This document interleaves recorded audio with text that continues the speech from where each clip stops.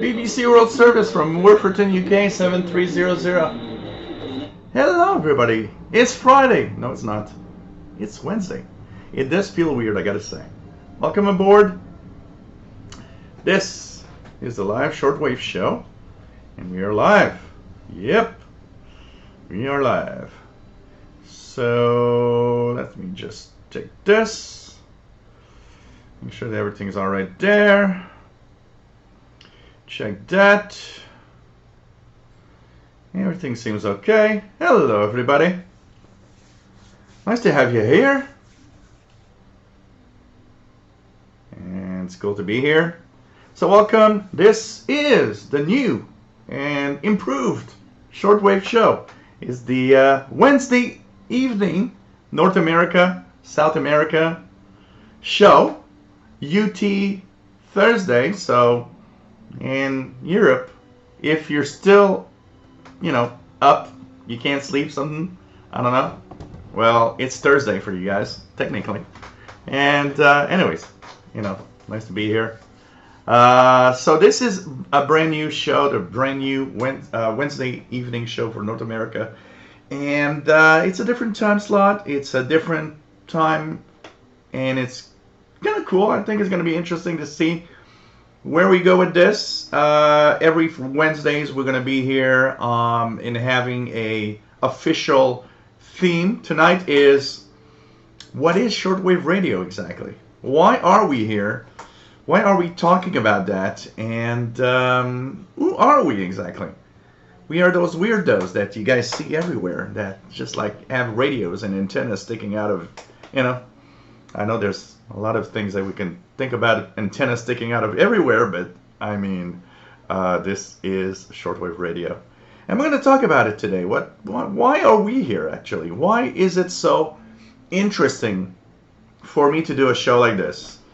And why is it so interesting to have all of you guys following me and not just that, doing the same thing that I do, and tune around the bands, and little tips on, if you want to start, if you just stumbled on my channel and you're like 20 years old and you're thinking, what the hell is that guy talking about? What is radio? I never, I do things on my computer, or not even today. The young generation is, I do something on my smartphone. They don't even have a computer. They don't need a computer. Their computer's in their pockets, and that's pretty much their computer, actually. So welcome aboard. This is the first in what is the Wednesday show, and I hope that you guys are really, really going to enjoy this. Of course, the show is on Wednesdays, 8 p.m. Eastern, 5 p.m. Pacific, 0 UTC, which is technically UT Thursdays. And, we'll talk about radio. Of course, welcome aboard, and hope that you enjoy the fact that we have 2 shows a week now on this channel. Okay, there's a beautiful chat room for those that want to join in. I'm hoping to have a different audience, people that can finally not tell me, well, I'm watching, but I'm at work because, it's still afternoon and so on. Kind of a midweek, take the time off to do radio stuff, and hopefully we'll have a different audience, and it's going to be interesting to see, where do we go from here, and how many people we reach with this live show on every Wednesdays, and I hope that you enjoy our show today. My name is Gilles. I'm located in Montreal, Quebec, Canada, northeast part of North America, and we are here, of course, to talk in general about everything below 30 megahertz, which is shortwave, medium wave, long wave. But you know, anything goes radio-wise, and it's kind of fun to be here. Kind of unusual. The feel is weird because it's the first time. You know, the first time always kind of has that feel of something different. You know, but I actually like it. You know, because I've one of the reasons I'm actually doing this is because I've been struggling and trying to find the drive to continue doing YouTube stuff and be happy doing them. Be, you know, for me, there's a minimum of challenge, I believe, probably needed to continue doing stuff. And this is my work. I mean, you know, and when you lose the drive, when you lose the passion for doing this, you gotta find a way to ignite that again. And that's what I'm trying with these shows, like this new show. There's a few things I'm going to start doing with my nephew on the Android channel. It's kind of a new drive of, you know, trying to find my path, if you want, in all of this. So welcome aboard, and hope you are happy to see this new show. Bobby Burgess, nice to have you here. WA5107 SWL in Louisiana. Joe Sombra yes, today. Of course, we are now on Wednesdays. Nice to have you on board, my friend. Kevin Wood from Nova Scotia. Hope not too much damages in your area and your part of the world.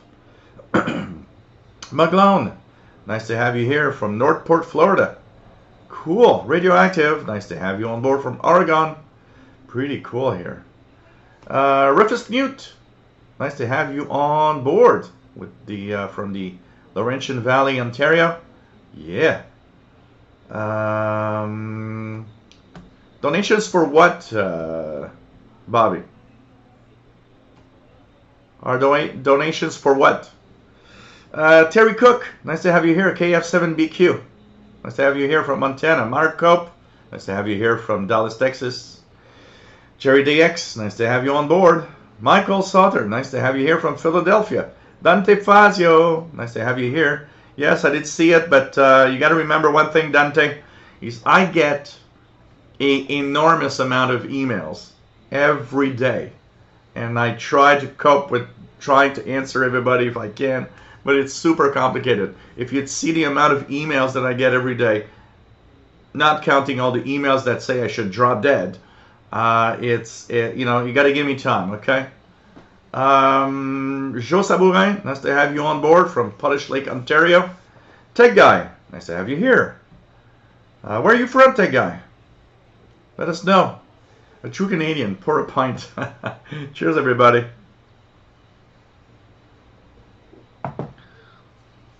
Nice to have you here, Matt, and no problem at all. Stephen Wood, nice to have you here. Hello, Wednesday show, I like that. TV Radio 72, nice to have you here, my friend, from New Jersey.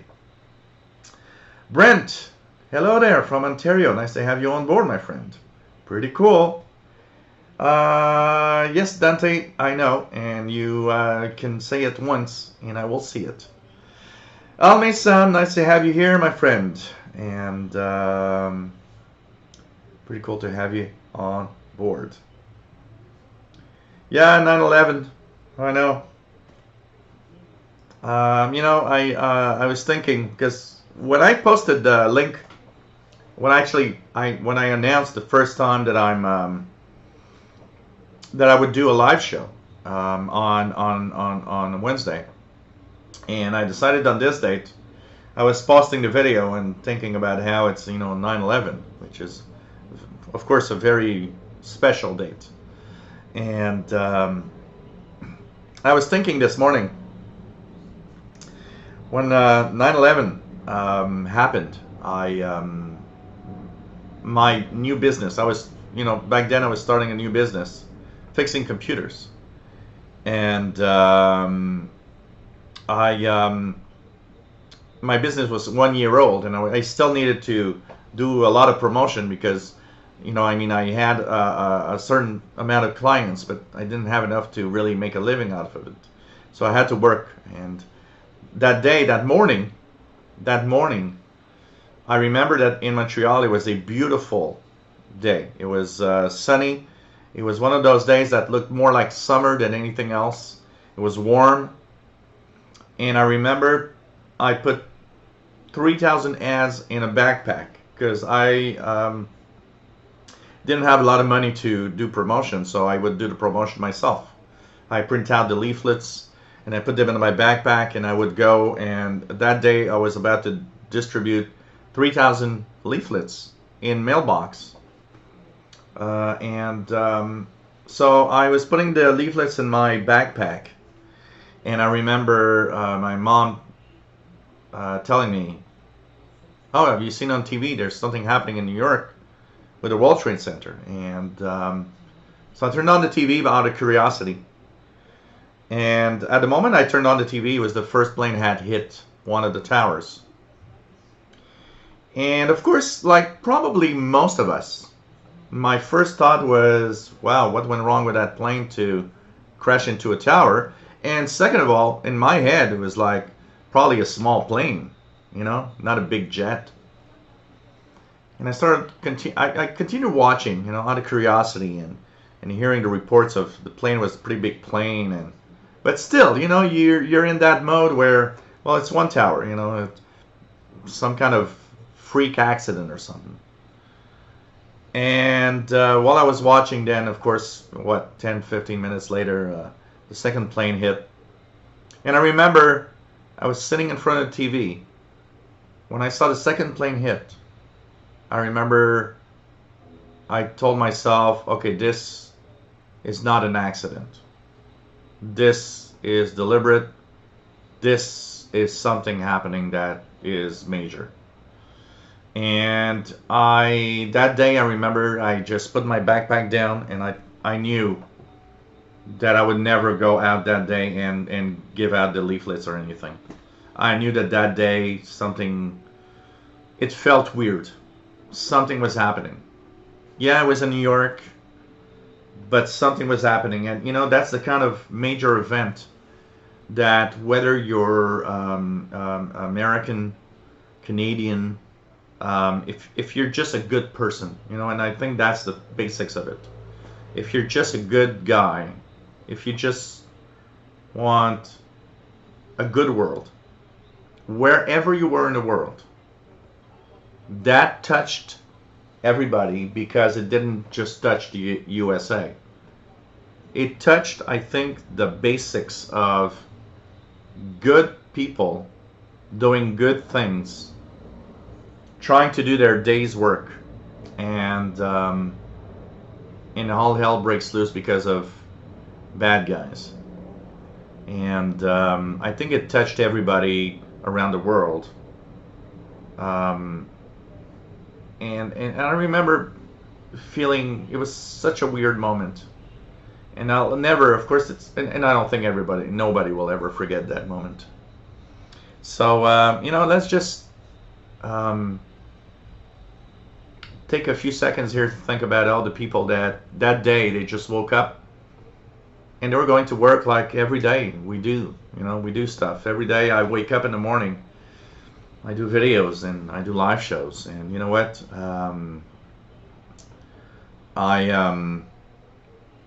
We all do that, you know, and we don't think anything else because it's our, you know, you take the bus, you take your car, you go to work.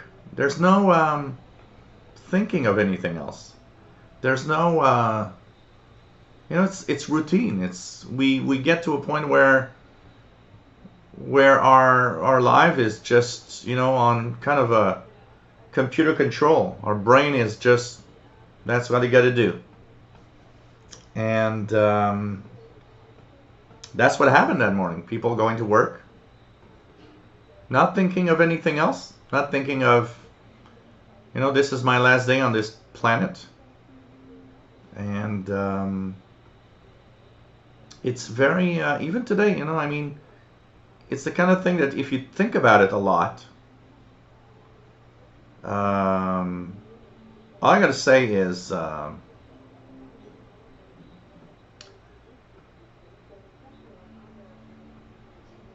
just think about it. Never forget. You know, we have TV, radio, never forget. Hashtag never forget.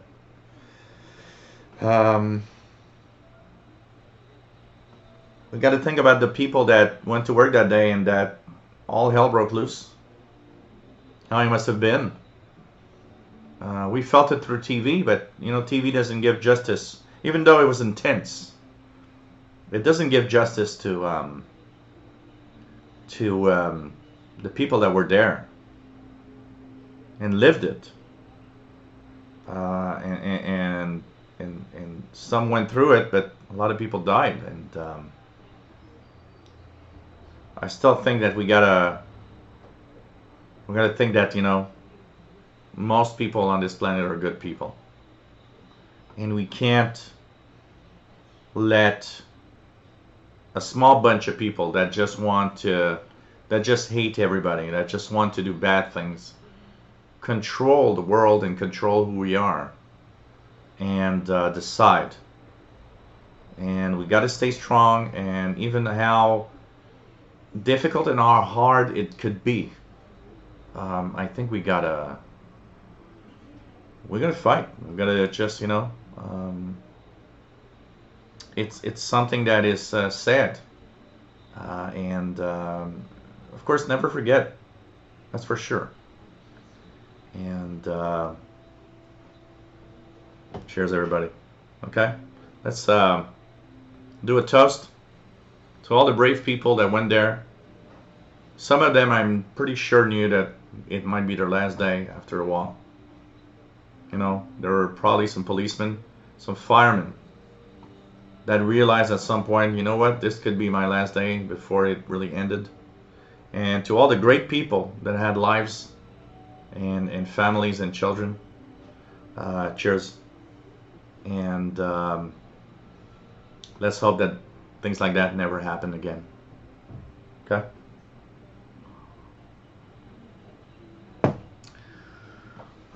Wow, it's getting me emotional. Dante Fazio, you know what? You're lucky that I'm in a good mood.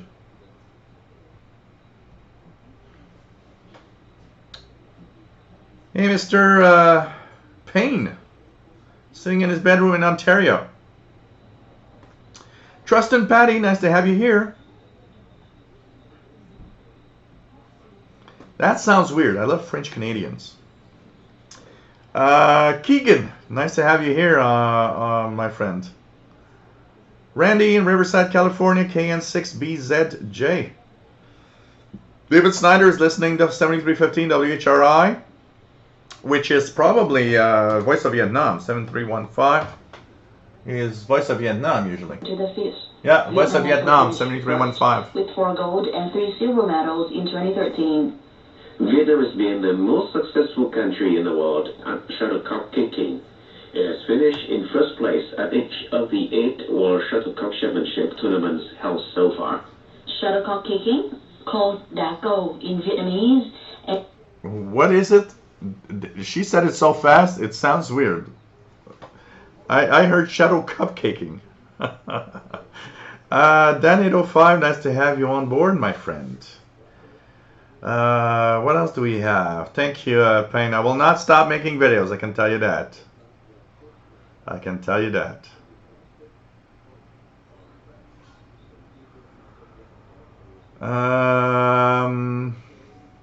Rufus Newt, shortwave and all radio is a way to bring all of us together. Having a place to gather is great. And Jill does a great job. Well, thank you very much, my friend. I hope I do. Brian Stewart, nice to have you on board from Bethlehem, Georgia. N8YZD. Cool. Pretty cool. Joseph, I noticed broadcasting stations running in the middle of 40 meters lately. Amateur being tots. Well, okay. You got to understand, Joe. And by the way, I'm 14 minutes behind in the chat. So hang in there. I'm 14 minutes behind. I'm actually reading messages from 8:06 or 006 UTC. So hang in there. I'm coming. Okay, I'm gonna, cause, you know. So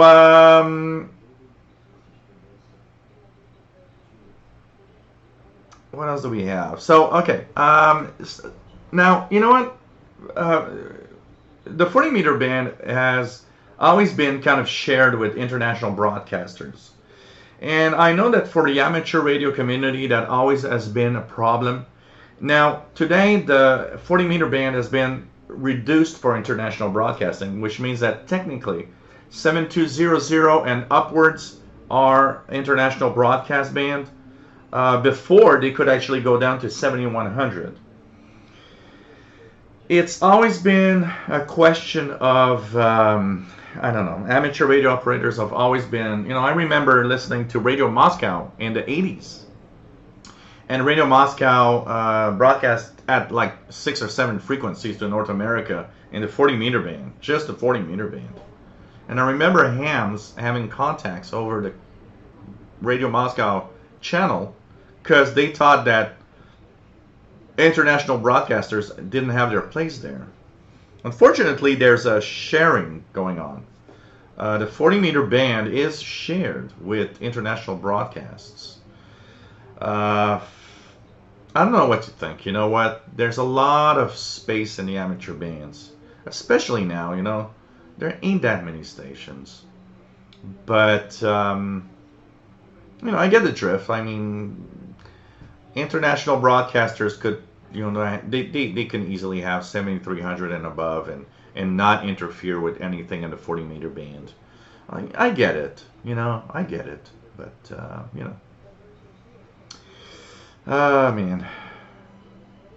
David Green. Nice to have you here, Dave from Iowa. Nice to have you on board. He's messing around with his MLA 30. And so? You're, okay, you're impressed? Well, I got mine coming now, so it's going to be interesting. It's going to be very interesting. Joe Topinka, nice to have you on board, my friend. Donations while doing YouTube videos. Why not? What is a problem with that, Bobby? I don't see a problem with that. And honestly, you know, I work hard for what I do, and I got no problem. And if you do have a problem, Bobby, you know what? We're gonna fix that tonight. Because I am tired of people that will rant, and I'm tired of people that will say things that, you know, I work hard for what I do here. If you got a problem with it, let's, okay, do it tonight. Ray in Clayton, North Carolina. Nice to have you on board, my friend. Mr. Paul was so funny today. He jumped in a box, which was really high, and he was at some point kind of just looking at me. He's like, oh, it's okay. And at some point he looks at me like, really, you know what? I can't get out of the box anymore. And I'm like, oh, you're stuck. David Snyder, 6115. Yeah, that's WWCR. Russell Hack, nice to have you on board from Chicago. Levinaton, nice to have you here, my friend. Al May Sam says 7315 coming good, which is Voice of Vietnam via WHRI. David Snyder, 6040 should be Radio Romania. 6030 is Radio Marti. No, it's not Havana. It's 6030 is Radio Marti. 6020 is China Radio International via Albania. But no, 6030 is radio, is in Spanish. 6030 is Radio Marti.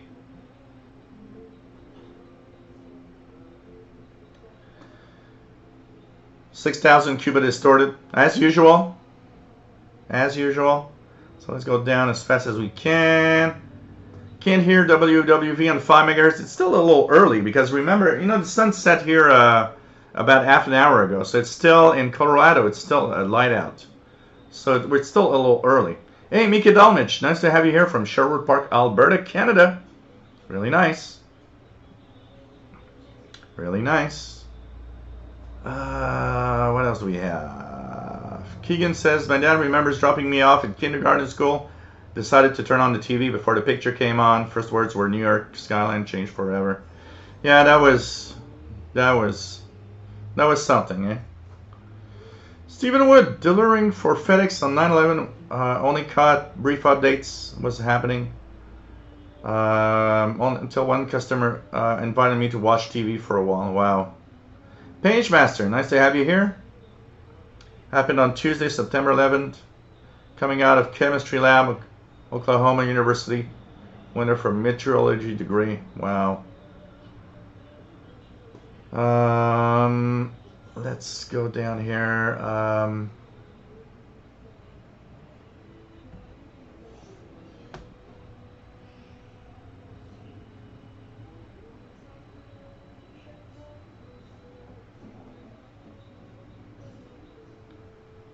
Let me just go down. I'm trying to reach the chat as fast as I can. As fast as I can. Firefly, nice to have you on board, my friend. J8SBS in the UK. Late night guy. You're a late night guy. That's cool. Nice to have you here.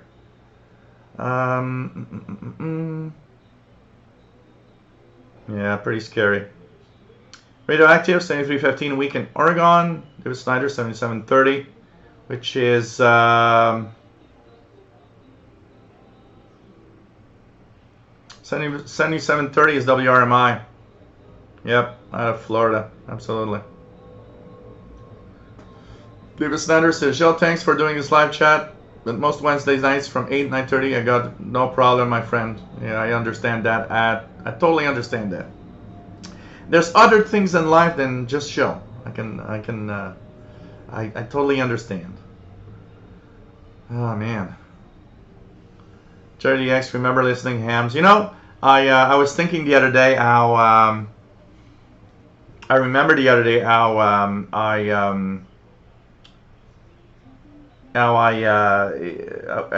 you know, we could have turned on. I mean, you know, we have shortwave radios.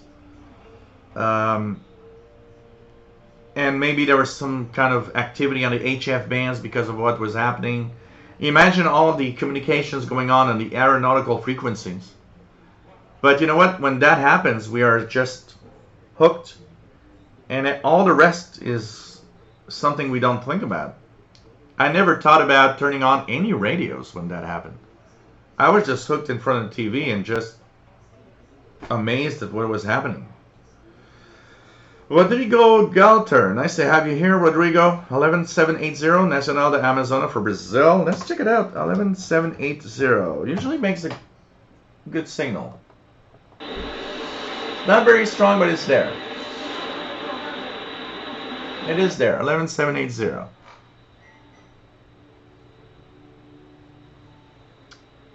Jeff Barrett, nice to have you here, my friend.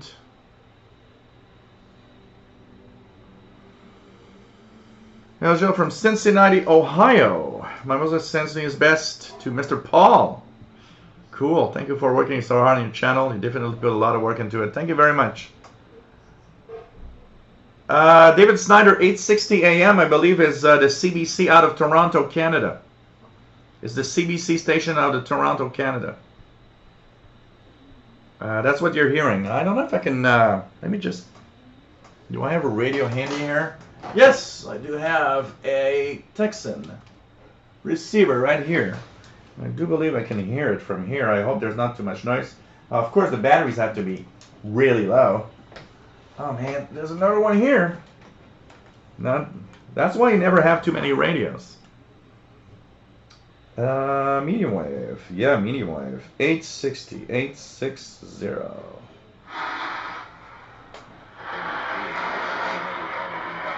Yeah. There's a lot of noise, but maybe you can confirm this.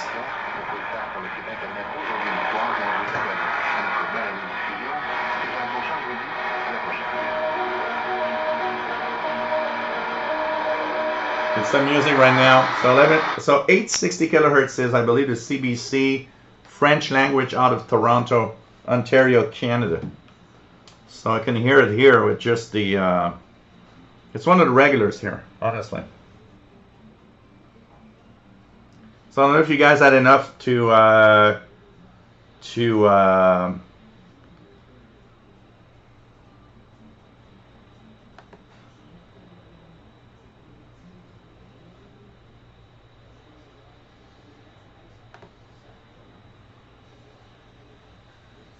to check it out.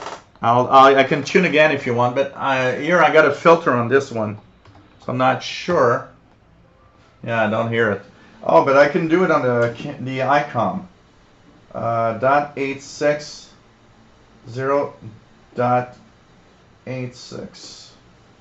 Here we go. This is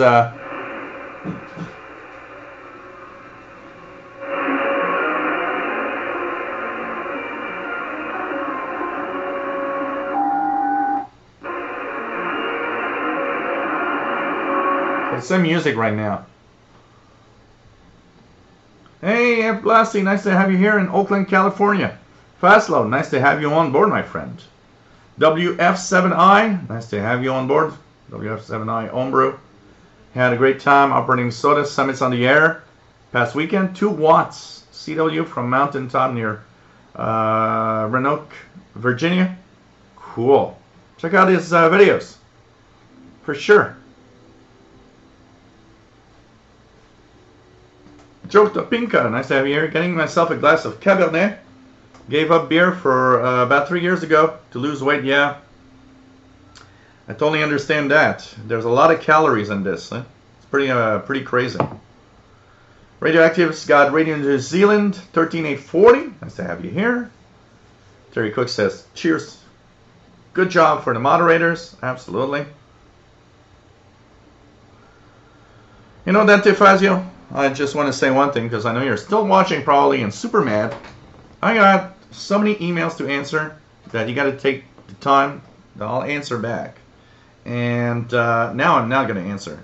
And just, you know, go somewhere else. Okay? Don't have time for that. One thing that I've had in the past couple of weeks, the past few weeks, is zero tolerance for people that are not happy with a certain way of doing things and a certain way of being who you are. And I am who I am, and I am like I am, and that's it. And I do this because I want to have fun. I don't do this because I want to have people criticize me of things that are not worth it. You know, I be happy who you are and what you do. But, you know, when it gets to a point where some people are annoying me for stuff, at some point I just got enough, okay? And that's it. So, what else do we have? Oh, David Snyder, same music I recorded on my Samsung Boat RSP1 and your YouTube channel. Cool. So it is the CBC out of Toronto. Rufus Newt can never have enough radios. Rodrigo says 7335. He's got Radio Marti. Yeah, that's one of the frequencies. Keegan says it's sunset over there in northwest Arkansas.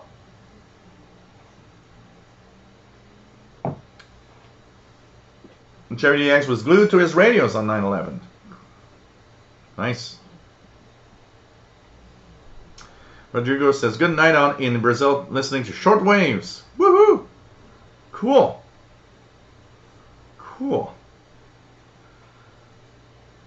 TV radio, I usually get a good reception out of 860 CJBC at night. Cool.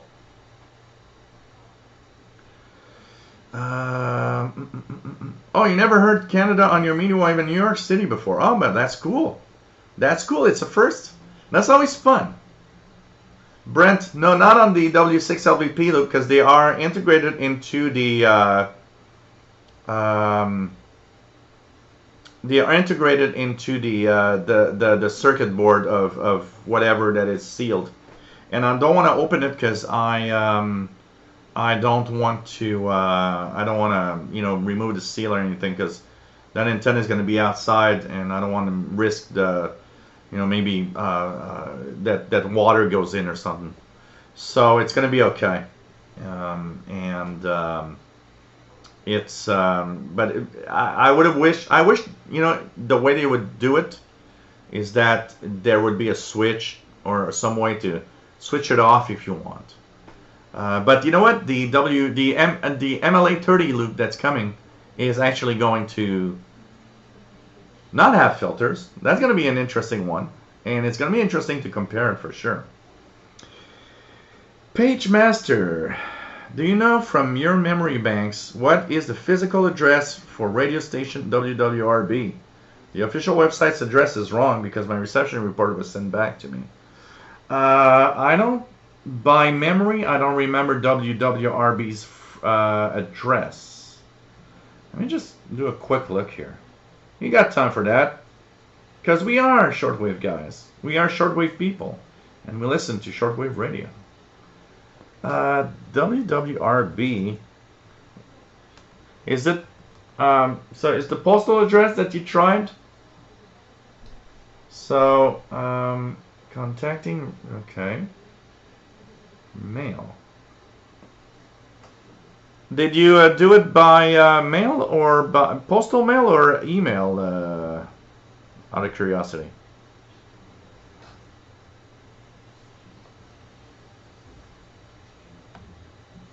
Alme Sam is receiving 860 in Columbus, Ohio.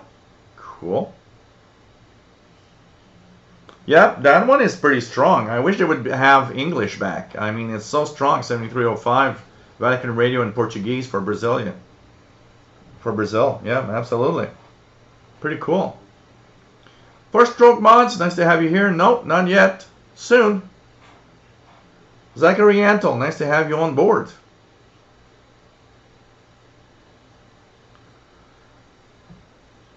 I block you at Antefazio because you're an idiot. That's the official answer from the official shortwave channel. 860 is French fast load. 860 kilohertz is the CBC, the Canadian Broadcasting French in Toronto, Canada.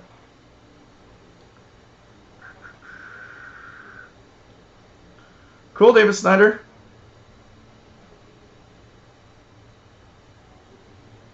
Nope, that's exactly it, Radioactive. You cannot please everybody all the time. Oh, really, Zachary? Weird. You know, YouTube has this weird thing sometimes of not just, like, not sending the notifications, or it's just so weird. Hey, Glenn, nice to have you on board. Says this is a great time for the show. Cool. Cool. Kevin Walkowski, nice to have you here.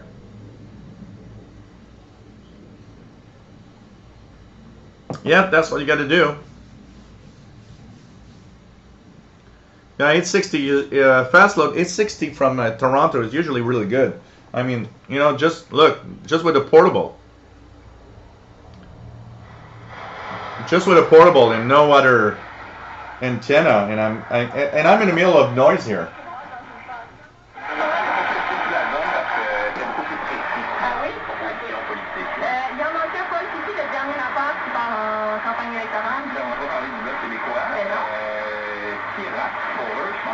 So they're talking about, they were just talking about elections or something. So it's pretty good. No problem, Brent. Any questions? This is going to be interesting. I can't wait because, and I want to thank everybody that have donated, by the way, to help me on the antenna. And I'll be fair, I'll put things straight. The antenna costs exactly $60.31 Canadian. And I received exactly $31 in donations for the antenna. So half of the antenna is being paid by your donations. Half of it I'm paying by my pocket, which is fine. And I am really looking forward to testing it out and comparing a $60 antenna with a $600 or $500 antenna. That's going to be really interesting. That's going to be very interesting. Well, actually, fast load, your $60 loop should actually be real good for that type of reception. Dipoles, because your dipole is made for shortwave, for HF. So it's not necessarily the best for medium wave. Plus, it might actually be getting a lot of noise at the same time. Loops are amazing for what medium wave is all about.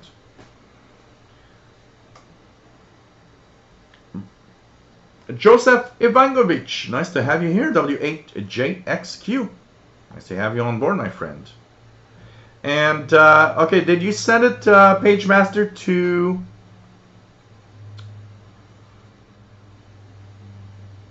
Airline Transport Communications Listener Services, Box 7, Manchester, Tennessee, 37349 USA? That's what I got here. Airline Transport Comms Listener Services, Box 7, Manchester, Tennessee, 37349 USA. And they got a form, if you want to try, where you can actually send through the form on their web page and see what it does. But that's all I got here, Page Master. I don't even have a QSL from WWRB, honestly. Pretty crazy.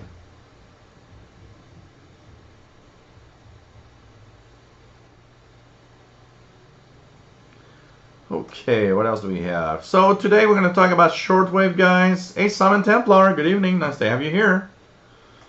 Rodrigo is listening shortwave with his Texan PL600. Cool. Which is exactly the radio I was using 2 minutes ago to listen to the CBC Toronto signal. Joe Tampinka, yeah, Ian McFarlane was something. Do I have him here? Oh, yeah, look at that, guys. You're talking about Ian McFarlane. These are the official CDs, and look at that. You'll get a kick out this one, Joe. So these are in identifications and interval signal series for CDs. Okay, but look at that. I actually have a official autograph, Best 73's Ian McFarlane, which actually made this series. So here you got the official. I've got his autograph. Kind of cool, eh? I found that the other day while doing some cleaning. I need to check that out. These were pretty cool, actually. So take care, David. And yeah, please, David Snyder, take care. Bronchitis is a tough one. And you got to take care of yourself. Always nice to see you on board, and stay safe, my friend, okay? Hey, William Helms from Florida. Nice to have you here, my friend.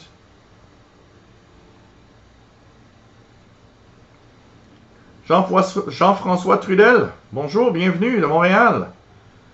Bon, en fait, de Saint-Hubert. Toujours un plaisir. Always nice to have you here from VE2WMJ. David Provo. Nice to have you on board from Sarasota. Really nice to have everybody here, actually. Jeff Barrett says he's getting 860 on his Panasonic RF4900 in Cincinnati. Texan Loop really helps. Almost always get it very well with my XH Data D808 it's by itself.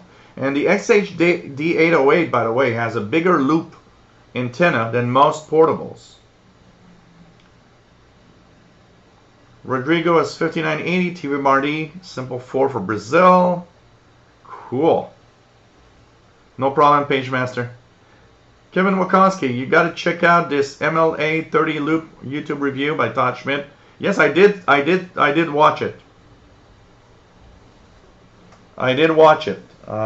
He actually had sent me the link to his video, and it's gonna be interesting to check it out for sure. It's really gonna be interesting to check it out. Hey, Brian Meacham, nice to have you here from Frederick, Maryland. Nice to have you here. Mika Delamich says, has not seen a WWRB QSL in a long time. They did have a nice large certificate for a few years back. Huh. Mark Ledford, nice to have you here from Houston, Texas. Cool. Nice to have everybody. Oh, you got the CDs, Joe? Pretty cool, huh? Pretty cool. You know, I got a fear of boat antennas, because one of the things that's interesting, is, you know, the W6LVP loop is going to be outside, and it's got electronics inside it. It's going to be outside.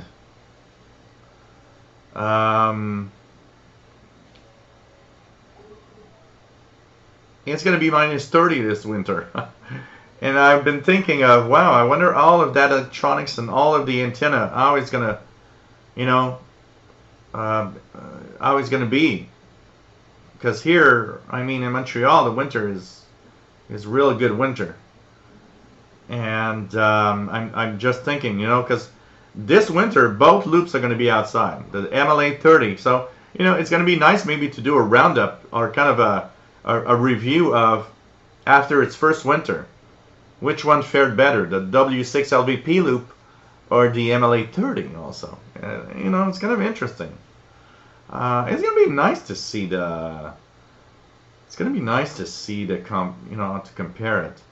And, you know, I will rant about one thing on the W6LVP loop. For the price that I paid, that thing, I mean, you know, the guy gives you a roll of electric tape.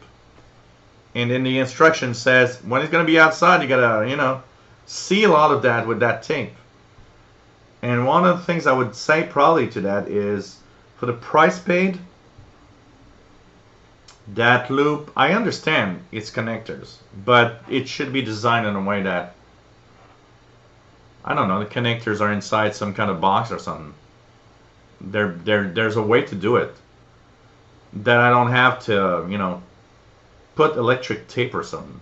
And I'm not going to put electric tape. I'm going to put some a sealant on top of it, which is a kind of a type of sealant that isn't permanent, so you can still, you know, remove it. But I don't know. Maybe I'm ranting for nothing. I don't know. JDX, you should make a memorabilia board with QSL cards and stuff on the wall behind you. Yeah, I should actually cover the wall. I could cover all the walls here in QSL cards if I wanted. You know what happened, Jerry? Is I started doing that many years ago.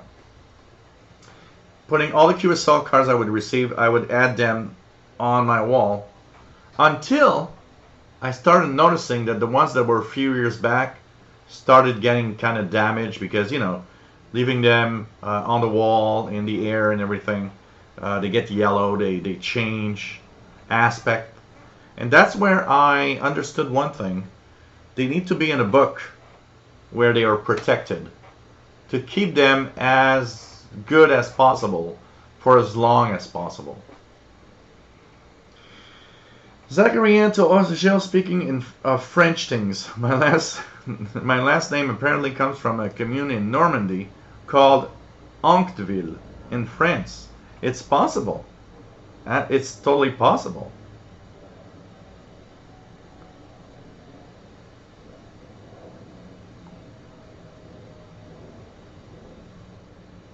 So what else do we have? Let's go down.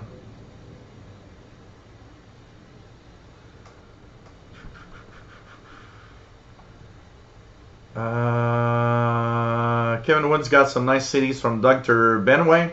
Yeah, I got some nice CDs from, do I have him here close? Every time I try to find him, I always, let me just see if I got him close. Probably don't right now because I'm in a live show. But I do have some CDs coming out of, I don't see them. Oh, here, look at that, guys. Look at that. Pirate CDs. Want to talk about CDs?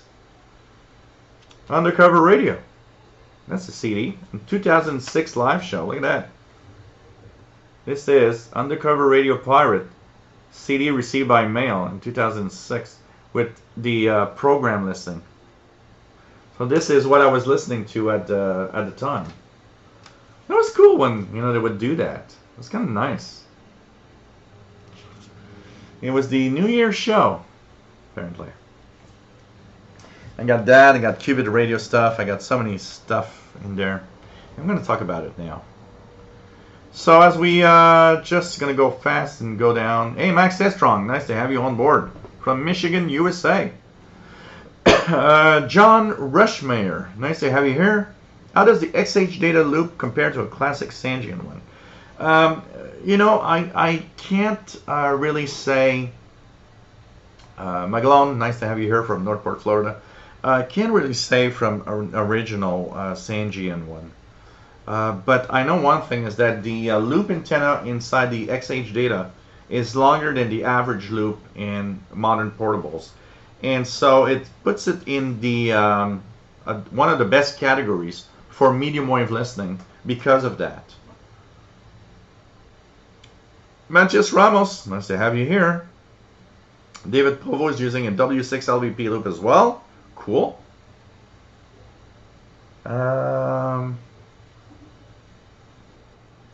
Fastload actually opened it because he doesn't trust Chinese stuff. He wanted to make sure that it was active.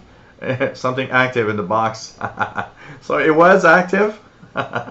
Is it to your satisfaction, Fastload? Yeah, I know it's 60, not 500. I totally know. I totally know. PageMaster says use e-shrink for connectors on the W6. Oh, that's an idea. E-shrink. That is an idea. David Green says I'm rural, but has such relatively low filter problems so far on the MLA30. I'm having a little bit of overload on my RSP1A, but I'm still experimenting. Also, shot in the storms here in Iowa. There's one thing about the RSP1A I gotta say, David Green, because okay. So I don't know. Let's try something. Let's go to CHU, which should be very strong right now. So this is CHU Canada time signal. So when you look at the waterfall below 4 megahertz, I've noticed one thing is that sometimes I get some kind of spurious signals from medium wave that pop up at 3 megahertz or 2 megahertz. And when that happens, so let's just look here. So 3165, that's a signal. So when that happens, what I got to do is actually completely shut down SDR Uno. Because when you actually start SDR Uno, it actually resets the RSP1A completely.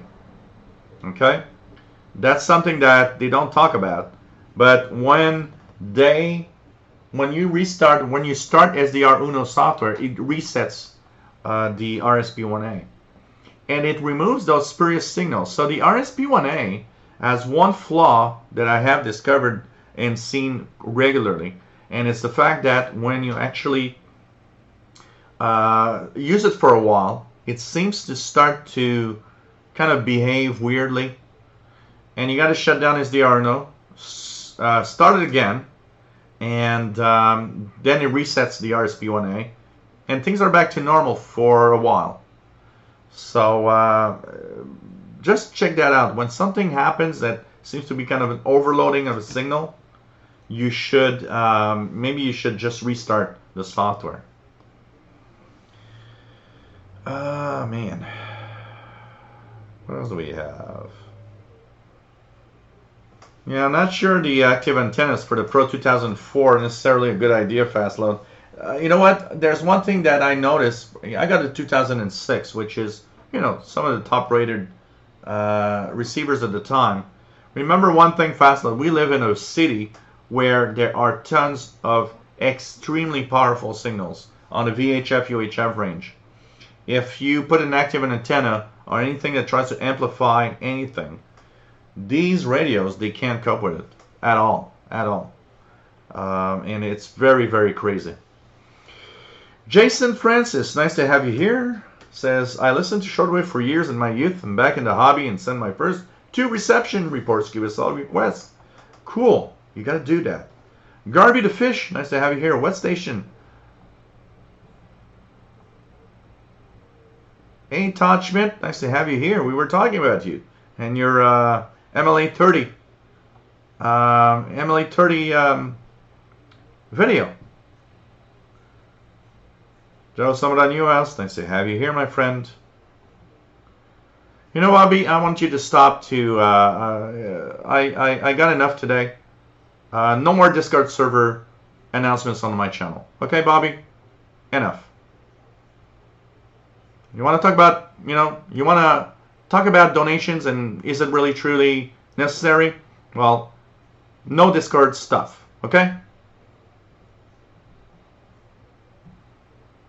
I don't want to see that again. Joe Topinka has got Alecrafter City from World War II. Okay. What else do we have?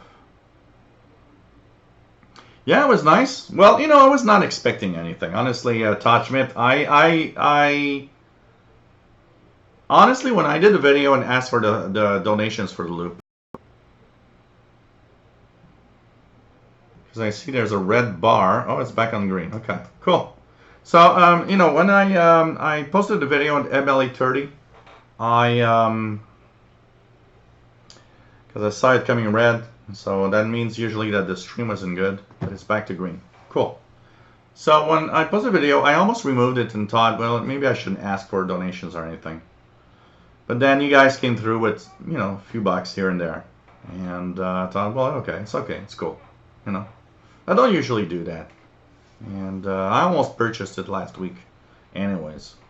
Maybe I shouldn't do that. I don't know. So Joe Topinka says, sorry for the call out. Alecrafter City was for World War II efforts, and the speaker was Alex Dreyer, who was a big broadcaster back then. Huh, interesting. Take care, Justin Patty. It was nice to have you here. Hey, Tina Smith, first time here. What are you running on your computer behind you? Am I going to be running 3 computers to listen to different things from satellite to shortwave from Horrendo, Mississippi? So, if you want to do different things, the receivers we got today, like the software-defined receivers, this is SDR Uno software. It's running an SDR Play RSP1A receiver.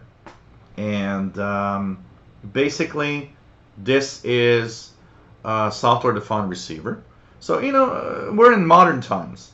And you know what? We are almost at 9 p.m. We're almost an hour into the show. At 9 p.m., I'm going to do my little speech of shortwave radio, what we are all about, and I'm going to talk about that in a few seconds, how our hobby is in evolution, honestly.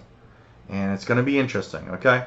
So I'm going to start with that, for sure. And I'm going to ask you guys, and don't talk about it until don't talk about it until I ask you guys, okay? Because I want to have a little story from you guys, either here or through official shortwaveradio@gmail.com, where we're going to actually, I want your stories of how you started on shortwave, okay? So, okay, Terry Cook. So, you know what? Okay, 8:54, that's Terry Cook. I'm just gonna check out really fast what's happening here. Yeah, I know, because it became red here, but now it's back to green, so it should be okay. So yeah, my beer is here. I got a 6-pack actually. I'm gonna show you guys the 6-pack that I actually put in the freezer, and the beers are chilled like you can't believe it. So I got the 6-pack right here. No, I'm not gonna take the 6-pack tonight for sure. I thought I'd take 2 or 3 for tonight, and 2 or 3 for Friday on the show. So this is what I got right now. Okay. Anyways, yeah, there was a lot of buffering for a few seconds, but it should be back now. Okay. What else is there? Just gonna say everything's okay. Okay, let's. Yeah, David Green. Restart SDR from time to time because there are some weird things happening with the RSP1A, and I noticed that when we restart SDR Uno, it resets the RSP1A, and it's actually better afterward.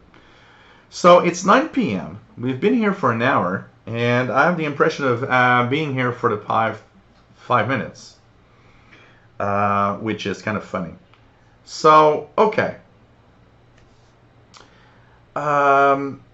You're watching the Shortwave show, this is a show that we've been. It's okay. I hope, Fastline, I want to have a bigger beard. So, yeah, Vatican Radio in Portuguese should be on the air, 7305. Yep. It's interval signal. Yep, there we go. And before we start talking about what we are doing here, let's try a few things. The buzzer. No buzzer. Brazil on 4885.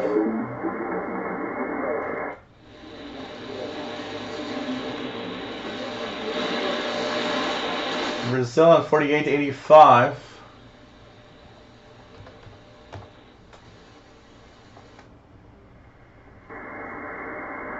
Let me just check out here if anything special. So, okay. What else do we have? Let's check it out here.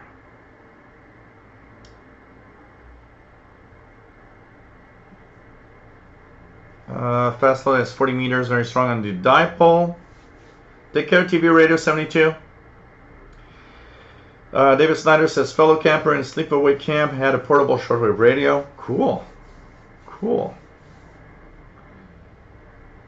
Okay. I'm going to stop the chat right here. So this is a shortwave show. We talk about shortwave radio. And tonight is, what is shortwave radio actually? So, you know, maybe somebody's going to stumble upon this video and say, these guys are weird. What is that in the background?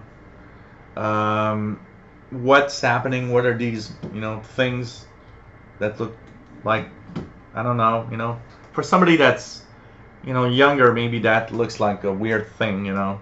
They're used to always, you know, checking out these things. Of course, that's their life. You know, we had shortwave radios. Today they have this, which are technically portable computers, if you want. And okay. So shortwave radio has to do with a very, very specific aspect and a very, very specific frequency range around the radio frequency spectrum. It has to do with a frequency range that has a very unique property. Shortwave is 3 to 30 megahertz. It is a range of frequencies where high up and the ionosphere, which is like roughly 100 kilometers above our heads, there's a ionized layer that actually acts a little bit like a mirror that reflects light, but the different frequencies, it reflects radio frequencies that are in, it's not, you know, fixed in stone. The shortwave frequency range is 3 to 30 megahertz. But depending on conditions, depending on what things and how it happens, it could be wider than that. But for the purpose of this show and making it easy to understand, the frequency ranges that I'm tuning right now are within what's called shortwave. So if I tune a frequency, so say I'm tuning, here's Cuba on 5025, Radio Rebelde.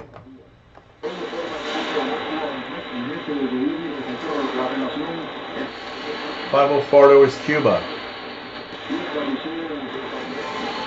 5085 is WTWW. These stations are hundreds, if not thousands of miles away from me. And you might be thinking, wow, you must have a good antenna. It must be amazing for you to listen to this at such a distance. And all of that magic comes through with the frequency range. So if I'm listening to Cuba on 5025, it's because there's a transmitter in Cuba. It transmits a signal that is reflected on the ionosphere 100 kilometers above our head. And it actually falls down at a further distance. So there's a signal that skips, bounces off the ionosphere, and falls down 1,000, 2,000 miles away, kilometers away. And it's the properties of what shortwave is all about.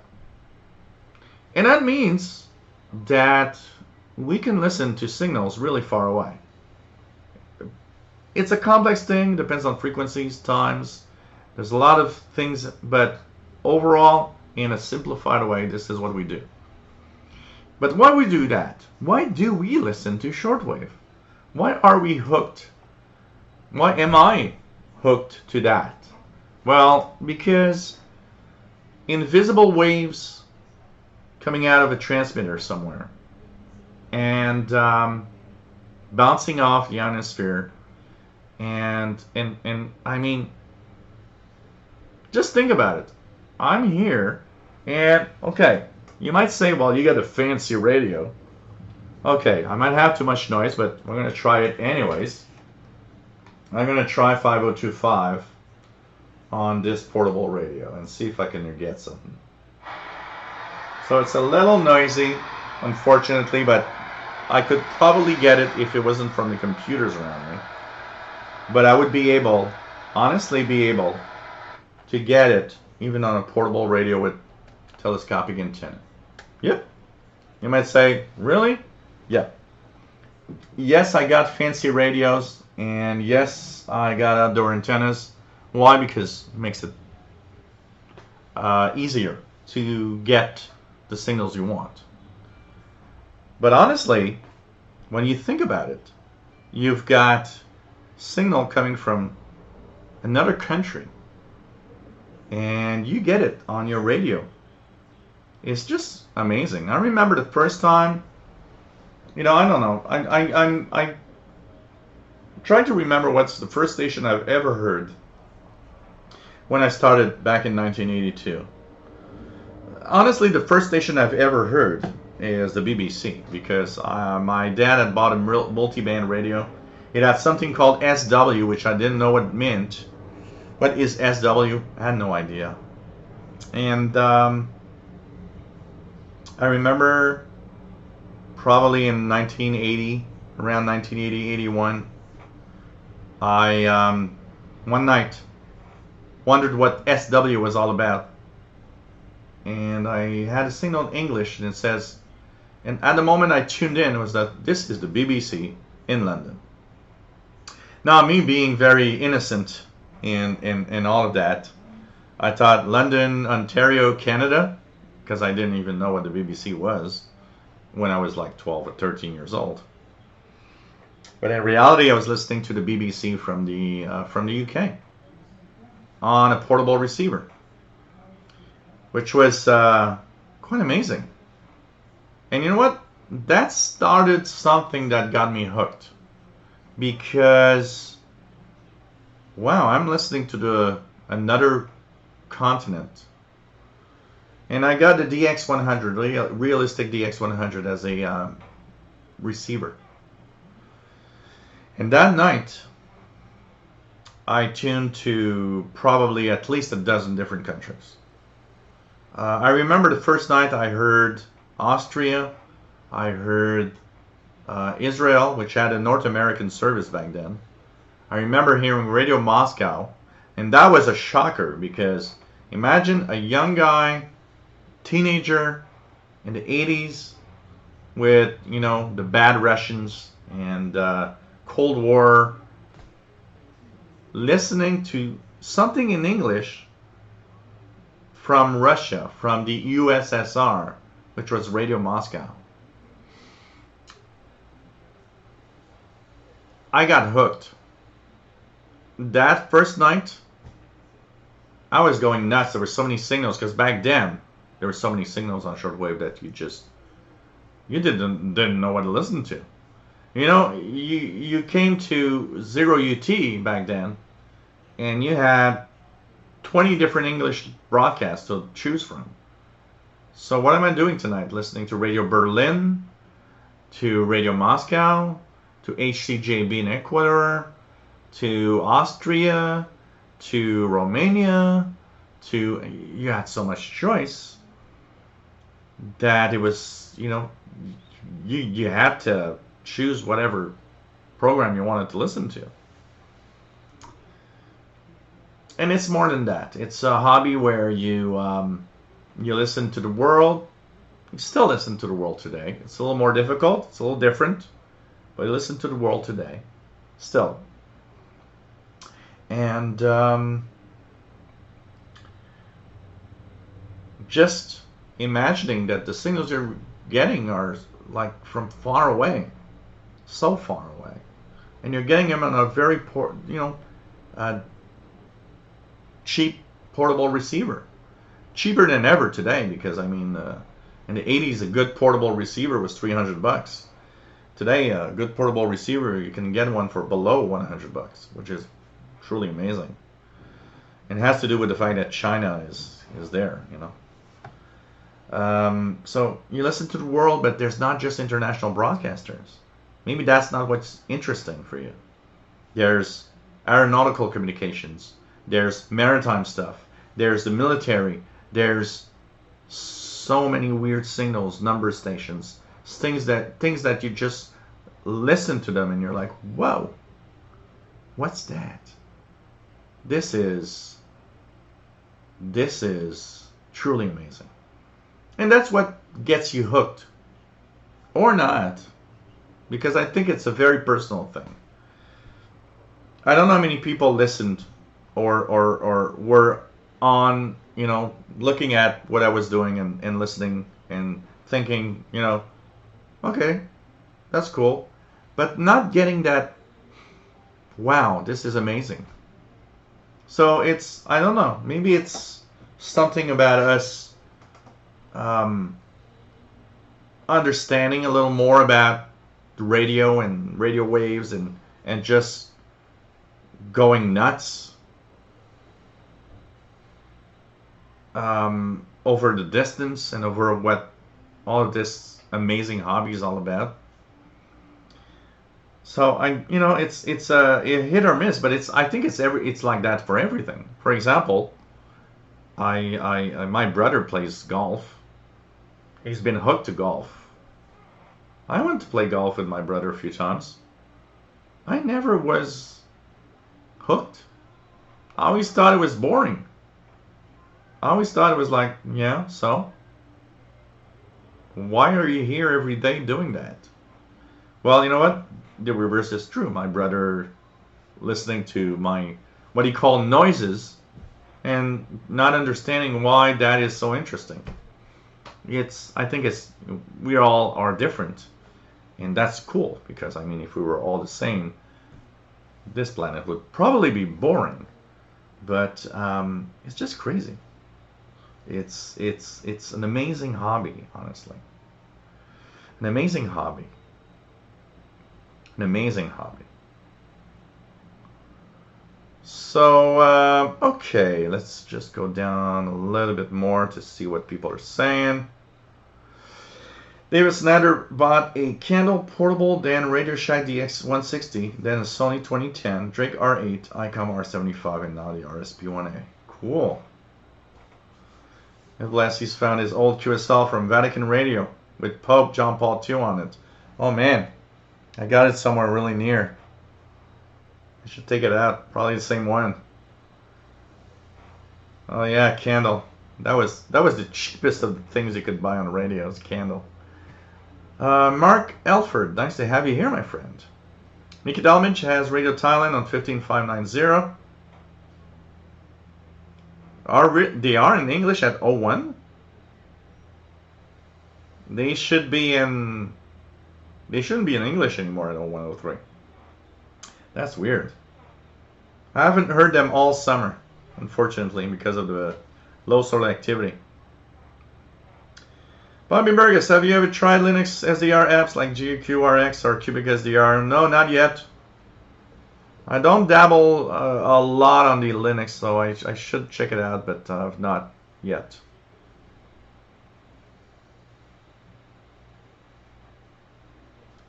Interesting. William Helms listening to Fire Police. What is that? In 1970, Aircastle 136F1 still works.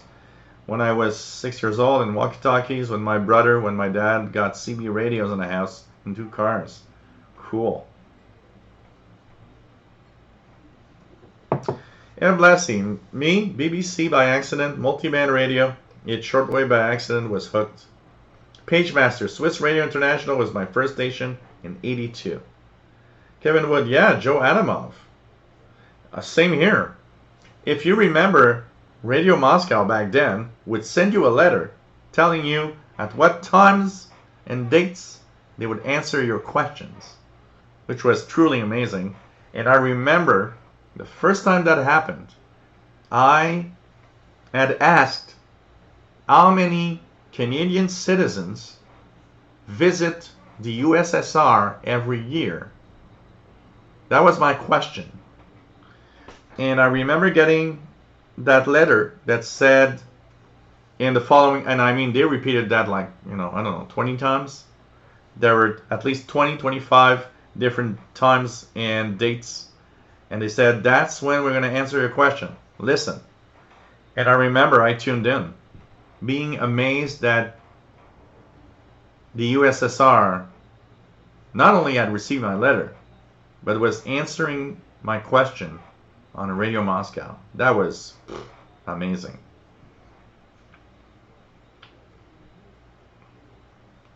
Keegan says WWV was his first station to listen to. I remember finding it so weird, WWV and CHU time signals, finding it so bizarre that I could listen to a station giving time. David Martin, nice to have you here. For me, fascination with shortwave radio enabling long range is pretty much, let's go back down. Okay.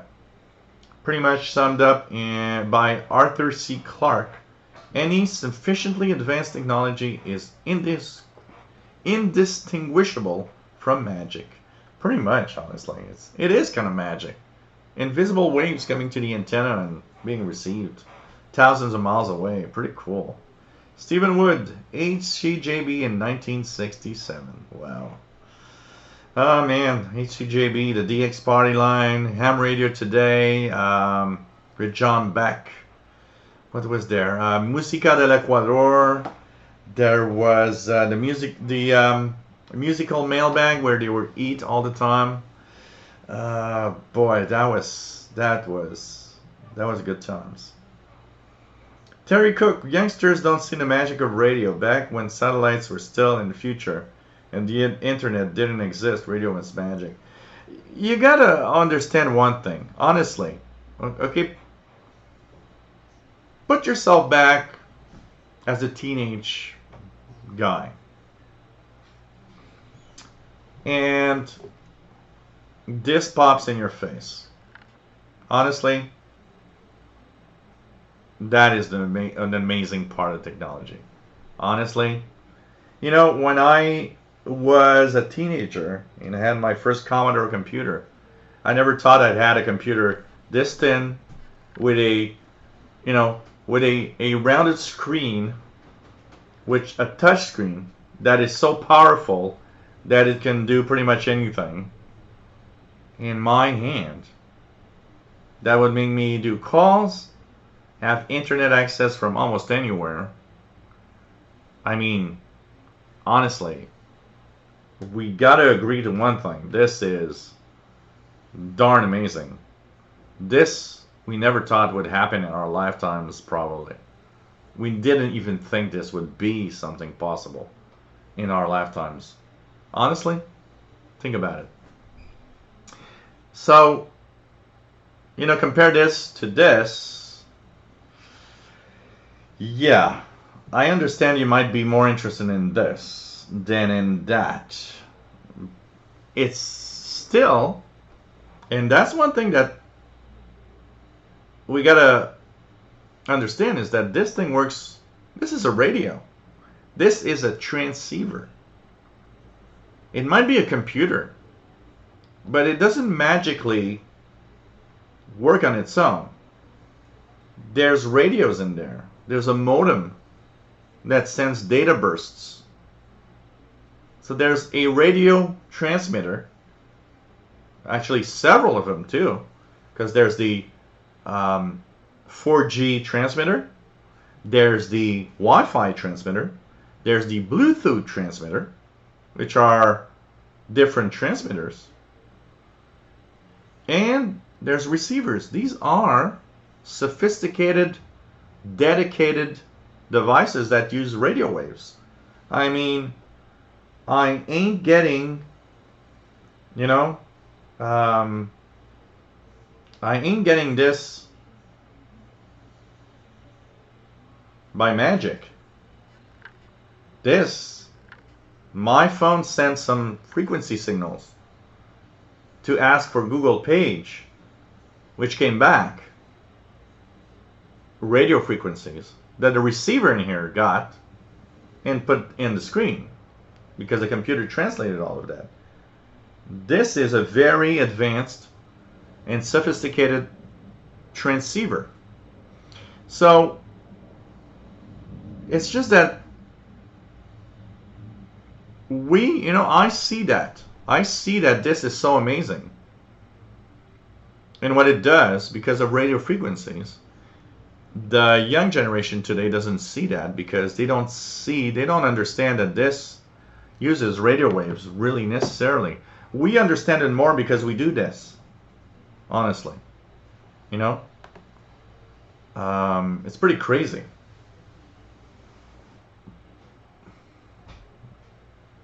Keegan says, my dad told me I used to call WWV the hours back during my early childhood. The hours.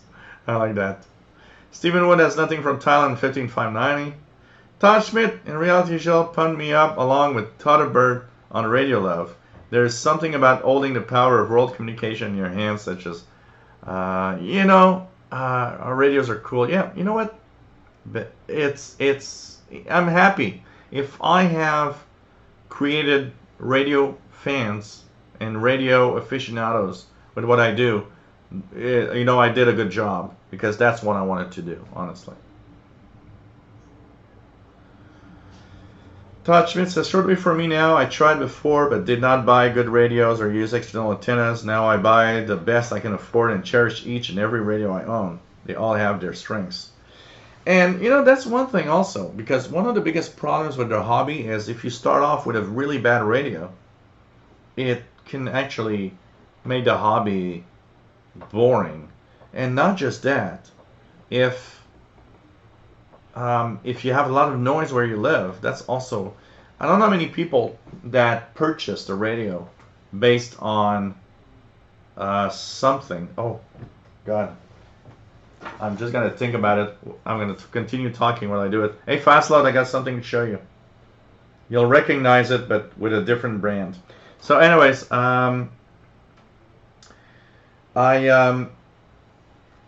if you live in an environment where there's a lot of noise, and that's one of the things that I see regularly, people telling you, I bought a radio because of you, and I don't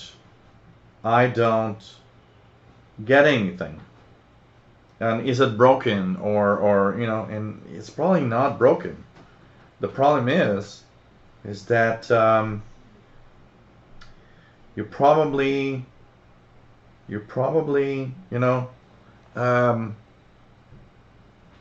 have so much noise around you that you can't hear anything, and that's a hard one to it's a hard one to explain to someone. Noise. Maybe you're getting a lot of noise, and today it's probably what is the worst of everything. So I don't know if you're still watching, but if you guys have, I'm gonna go get the radio, okay? Because it's really worth it comparing. You guys are gonna see something. I downloaded a few magazines from Popular Communications from the 80s in my tablet computer, and I was reading a January 1985 Popular Communications. So if you've seen some of my videos, Fastload gave me as a gift this Toshiba receiver. Now look at this Toshiba receiver, and now look at the ad in Popular Communications of January 1985, and look at the brand name. It's a Kenwood RP11, same radio. This is the same radio, the same thing. It's branded as a Kenwood receiver. Look at that. I saw the ad and I was like, okay, because I saw the ad at the first, I saw the radios on the top. The R600, R1000, R2000. But when I saw the other one here, I thought, whoa, this is the Toshiba I got. And it says Kenwood on it. And I was like, whoa, okay, that is crazy.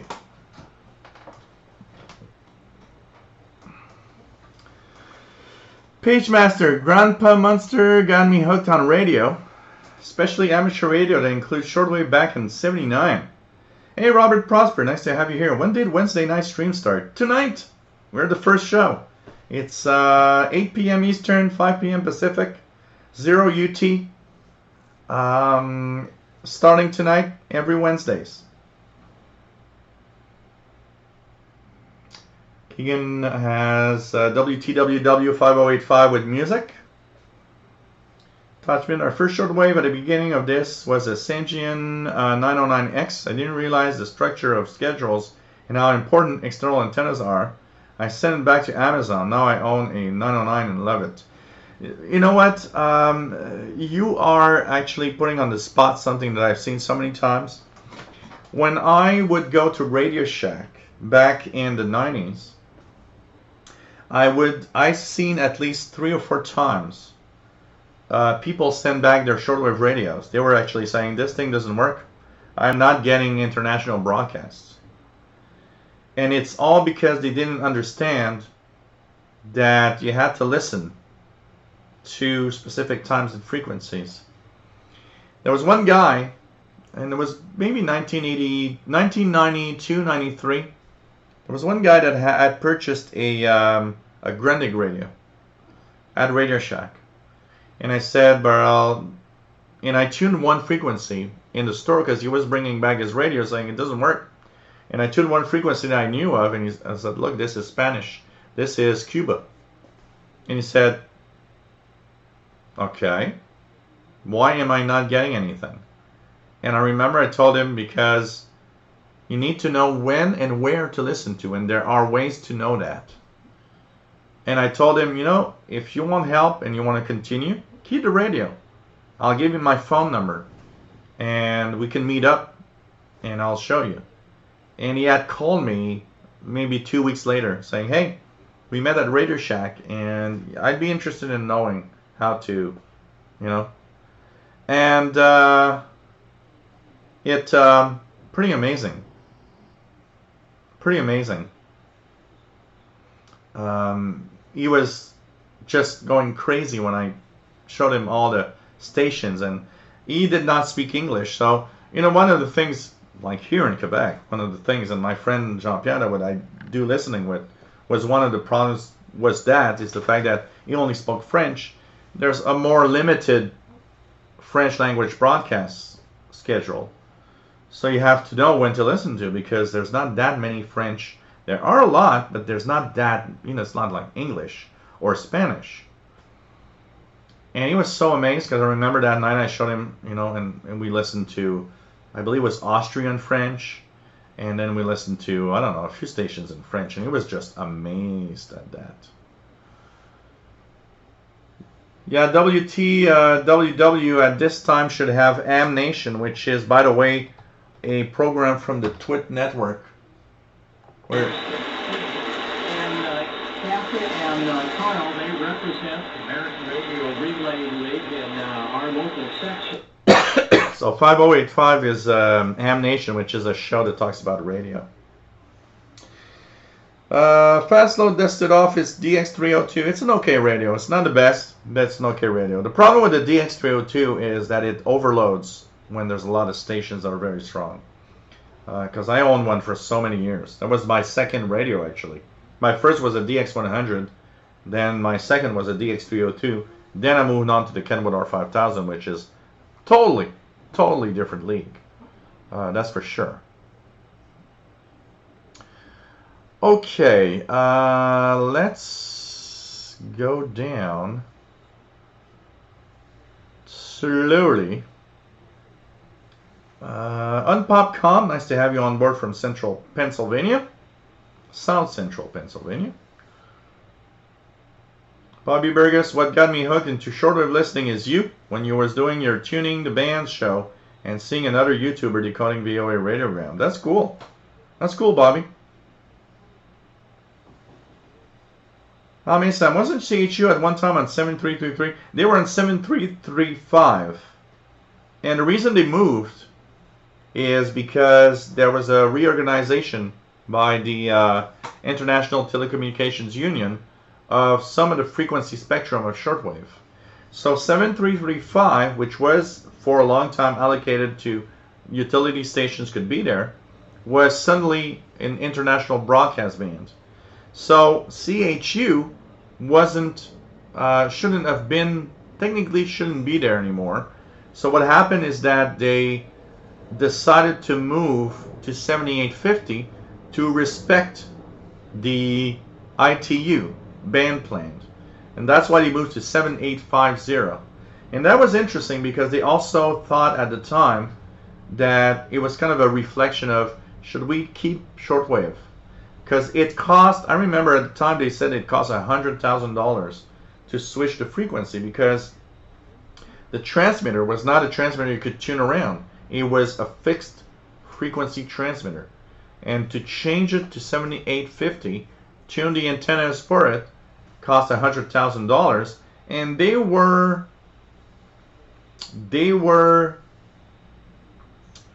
thinking, should we spend that kind of money for just for changing frequency?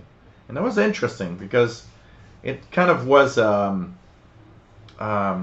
it was really the time when you think about, okay, what do we do actually? Robert Prosper, Radio Moscow had a massive oh yeah, they had a massive presence, absolutely. Look at that. We're gonna pause here for a second. Stop this. And I'm gonna go here, and I'm gonna go to YouTube. YouTube. And we're gonna have the intro to one of Radio Moscow IDs. And wow, this computer is really slow. So hey, I'm live. There's this nice guy live right now. So Radio Moscow shortwave. Listen to the amount of frequencies they are going to announce on that broadcast. So ready, guys? Listen to that. They're gonna announce an enormous amount of frequencies, and this is nuts. Those are the headlines. Now here's the news in full. Wait, we're gonna start here. Here we go. 15.42. So look at that. Listen to the frequencies they are mentioning.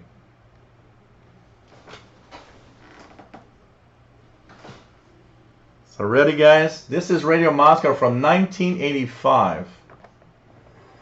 This is the North American service of Radio Moscow, broadcasting on 17.70, 15.45, 15.42, 15.14, 12.05, 9.87, 9.76, 9.72, 9.70, 7.32, 7.18, 7.15, 7.11, and 6.11 megahertz.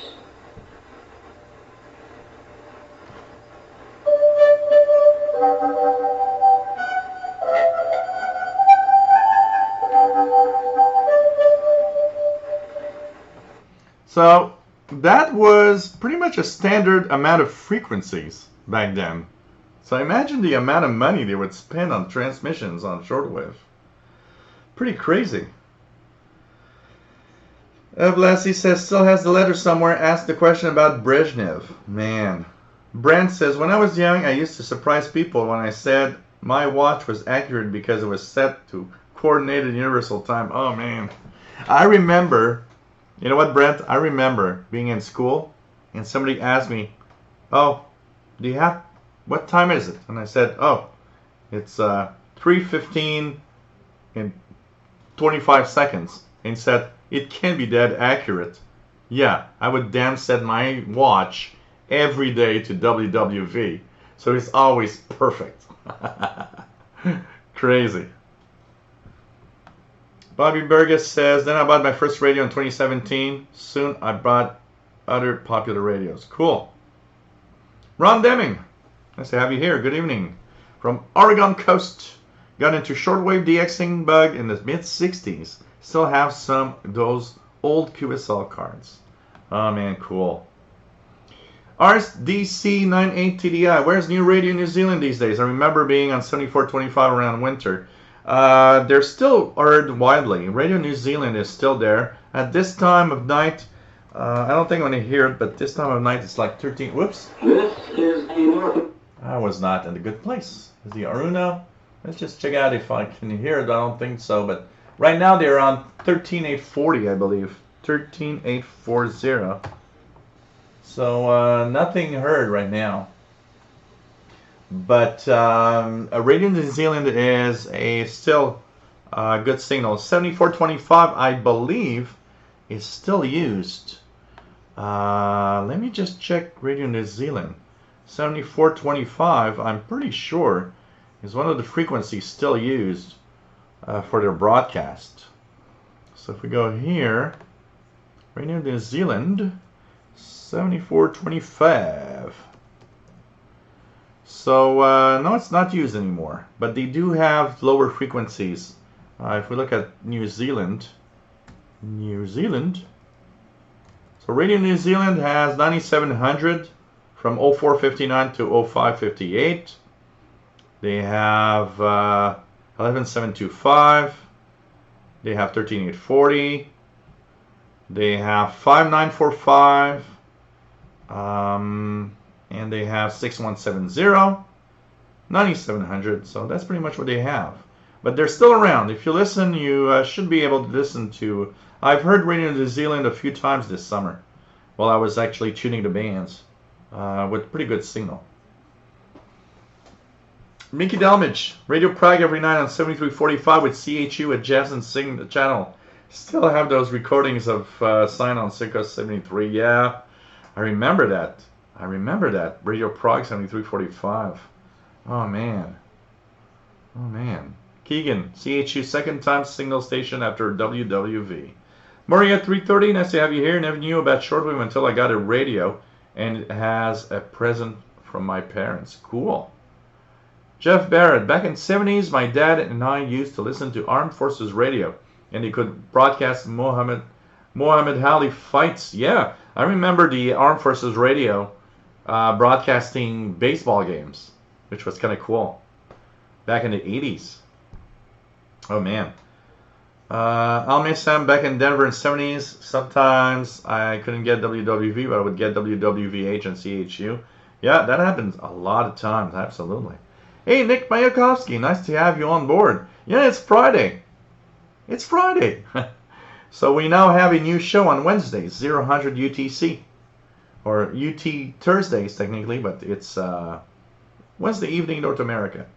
Jeff Barrett, unfortunately, they were only allowed to broadcast what had happened during the previous round, during the 60 seconds between rounds. During the rounds, they would broadcast interviews. Todd Schmitz, there's a TED Talk from a guy who talks about the cell phone being a product of the Cold War, spy cameras and computing power. It would be more than we could imagine back in our childhood. Absolutely. Oh man, yeah, Armed Forces Radio. I remember that for sure. RDC 98 TDI. I'm 20 minutes behind, guys. Okay, hang in there. I'm really 20 minutes behind right now, and I'm gonna try to get as fast as I can. But I like your comments, and I like to read the comments of everybody talking about it. It's really nice because a lot of people don't look at the chat room also. RDC 98 TDI, started medium wave DXing as a kid in the late 80s from my dad's old 5-tube receiver. That was in a closet in the farmhouse he grew up in rural Illinois corn country. Cool. Then started going to Amfest with my friends and his dad in the mid-90s, and was blown away the first time I saw an HF radio, and that you could talk to people hundreds, thousands of miles away. It is amazing when you think. It is amazing when you think. You know, pretty crazy. Ray in Clayton, North Carolina. Got started when my dad bought me next door to my grandparents to listen to the large Zenith console radio. They were listening to programs from France. This was in the mid-60s. Great memories, absolutely. Take care, Jerry DX. Jeff Barrett, that was my birth of my shortwave fascination. I completely agree with you. The early 80s were a magical time for shortwave music at the top of the hour in the BBC. Okay, you guys remember this? You guys that listened to the BBC back then will know what this is. And, is it this one? Okay, here guys. So this is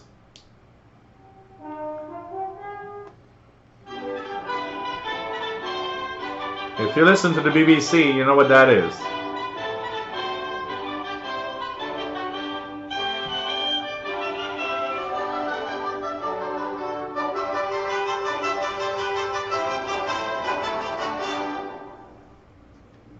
That was that reminds me of 5975, the North American frequency for BBC World Service. Oh man.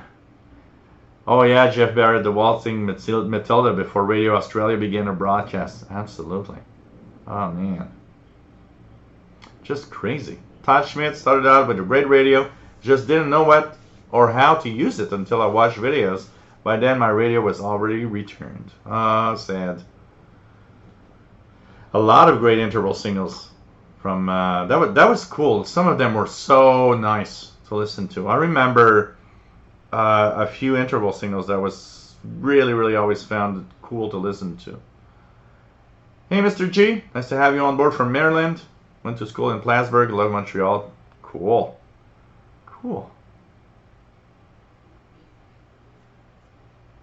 Yeah, medium wave is another great thing, Maury at 330. Absolutely, medium wave is crazy nice to listen to. And I do the same thing from time to time when there's nothing on shortwave. I start tuning the AM band. Absolutely.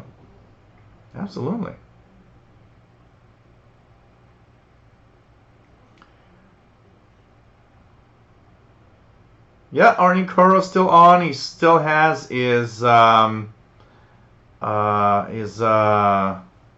DX show on Radio Havana, Cuba. Absolutely, Joe Tapinka. He was sick for a while, and we didn't hear a lot about him. But yep, he's still there. Yes, every Wednesday. We are here every Wednesday from now on. This is the new show every Wednesday. It's interesting when Glenn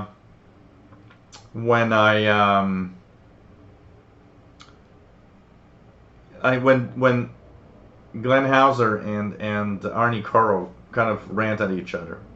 It's just delicious.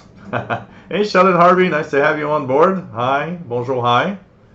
And oh, you sent pictures of the first. Okay, let's check that out. Yes, photos of his first. So, Sheldon Harvey, my brother brought me this 2-transistor radio in 1963. First two pictures. Started to make a list of AM radio stations I could hear at night. That was the beginning of my DXing. Shortwave came a few years later on. A little later, he bought himself a 6-transistor radio. Second two pictures. Still have both of these radios and they both still work. Okay, let's check that out. Oh man.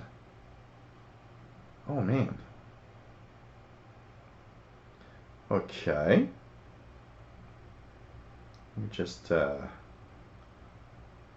out here if I can get. Okay, so Here are the radios, guys.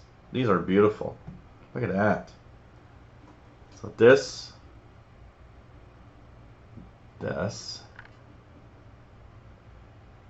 at that. Beautiful little portable radios. These are nice. When I look at a circuit like this, man, does it feel like the 70s or 80s or even, you know, earlier. Amazing. This is so cool. Look at that, guys. Thanks for sharing, man.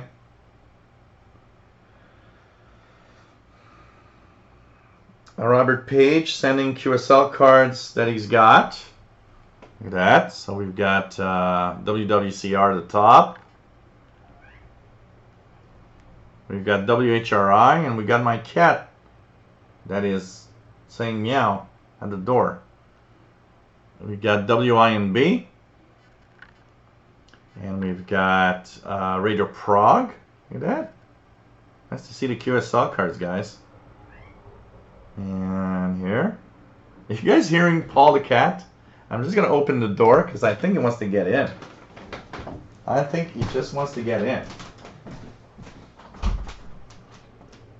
Hey, Mr. Paul. So here's Paul the cat. I'm pretty sure you guys heard him. He was like meow outside the door. And it was like, yep. Hey man, come over.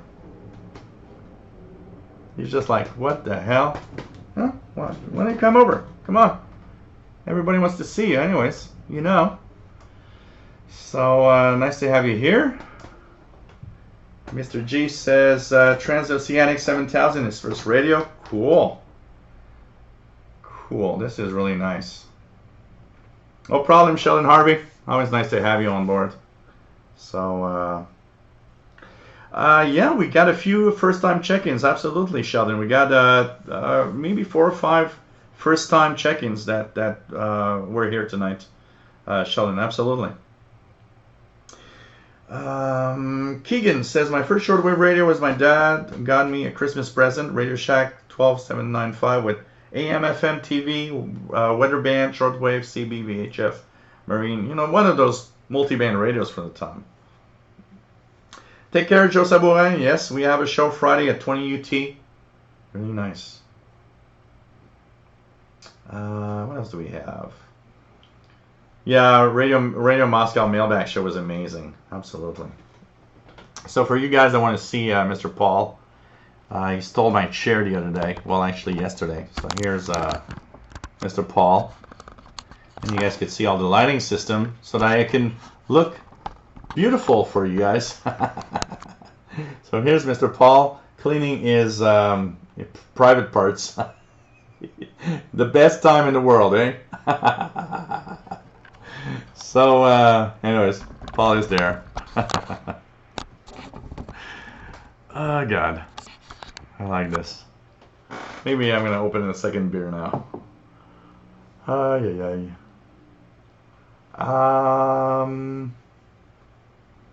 Yeah, Brother Stare is a lot of places, but, you know, you got a button on that radio, so you just got to, you know, you just got to move on. Oh, William Helms, the Grundig G5, an amazing radio. I'm still amazed at that portable receiver. The Grundig G5 is just great. Just great. Really amazing. Oh, man. Yeah, Mickey Elmage, you know, 13840 was nice, and generally 13840 is nice in July, part of August, June. But man, it drops out fast. I always call Radio New Zealand my summer station because of the fact that in the evening, it's actually that time in the summer when I listen to Radio New Zealand.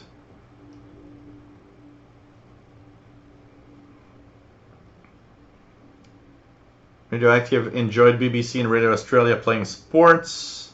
Hey, Bullfrog 89, KD2CXU, nice to have you here. Pretty cool. Pretty cool. Todd Schmidt says, I wish Jill had a show for us to trade our radios amongst themselves like Radio Trader. Yeah, that'd be kind of nice. That'd be kind of nice. Oh man. Jason Francis. My father got me into shortwave in the early 80s because he always talked about his youth growing up in Trinidad and Tobago, listening to world news on his father's radio. Cool. Keegan says his dad got him to shortwave. Jason Francis, the world of shortwave opened up once I learned to log what I listened to. William Helms, when ABC Australia was on the air, I was listening to the football matches after I met my half-sister from Melbourne, Queensland, for the first time. Cool. Magalone says AM is cool here in Florida, good DXing. Cool. Yeah. You must have tons of stations from the Caribbean coming in there. For sure. For sure. Is the G6 as good as the 5? I don't know because I've never tried a G6. I have a lot of people telling me that the G6, from what I've read and from what people were telling me, seems to be a good radio, but I don't know. I never had one, so I'm not sure if it's as good as the G5, honestly. 73, Mark Ledford. Nice to have you here.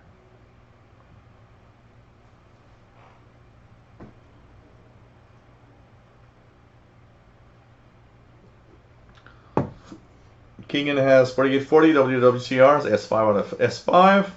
Mr. G says, I remember I installed a long wire in my parents' home in Rochester, New York.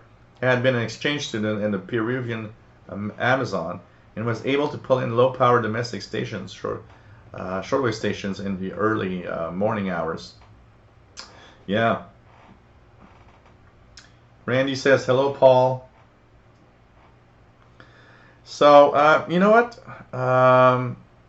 The VE3KRP, nice to have you on board, Fast Eddie in Thunder Bay, Ontario. You're talking about that, and that's one of the learning curves of shortwave radio. Also, is I remember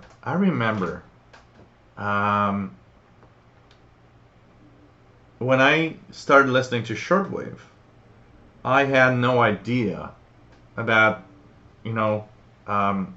propagation and how the sun. You start listening to shortwave and you have no knowledge of anything. So, for anybody that listens to the radio, you think shortwave is like AM, FM radio. You tune in, it's there. And of course, the first time you get a radio, a shortwave radio, and don't really know what it is, the first thing you think about is, station I listen to KBS. Well, back then it was called Voice of Korea. I listened to Korea last night, or this morning. It's gonna be there tomorrow, and you tune in the next day, and it's like it's not there, or it's very weak. And I remember one of the stations I listened to a lot back then on 15575, because the solar cycle was at its peak when I started listening to shortwave, and these peaks were really big at the time. And I remember hearing Voice of Korea, or Radio Korea. It was Radio Korea, I believe. Real well, and being like, wow. And the next day, it's not there. It's very weak. And I had put up 100 feet of wire, and I remember thinking, oh, there's something wrong with my wire. I'm not getting it today. My wire is broken.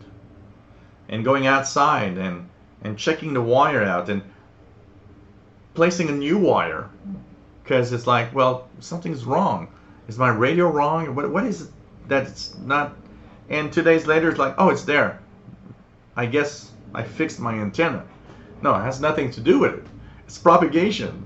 But I had no idea. So, I was like, I probably took down the wire like 20 times in a week and put it back up, because thinking of, there's something wrong with my wire, because I'm not getting the stations I got 3 days ago, and not understanding what was happening.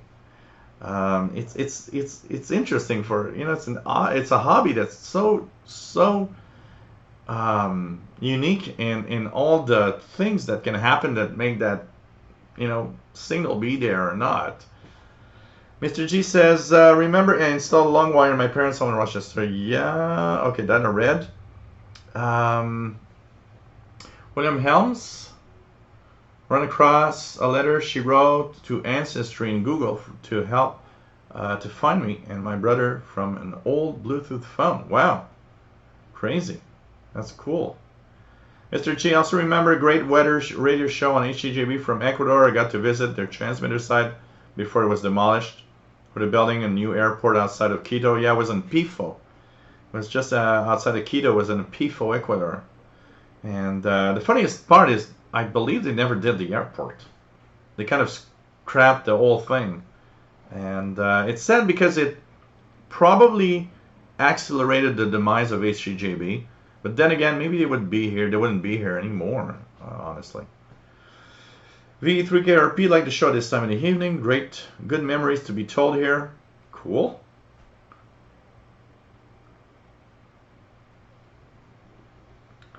I think, you know what, Mr. G, any one of us that heard for the first time a number station, were like, whoa, what is that? Dave Schwartz, nice to have you on board from the UK. Jason Francis used to take my Lloyd's clock radio to bed and tune American stations under the covers with my headphones on. Oh, man. I remember honestly, one of my memories of shortwave listening, because my parents would go to bed early, and usually around, 11 p.m., and you're a teenager in your summer vacation, you don't go to bed at 11 p.m.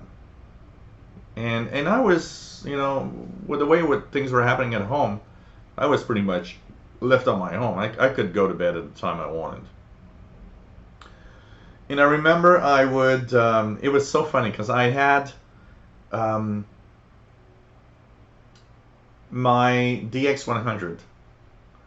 And I had the Radio Shack, because if you guys remember, a lot of the radios back then had a mono headphone jack.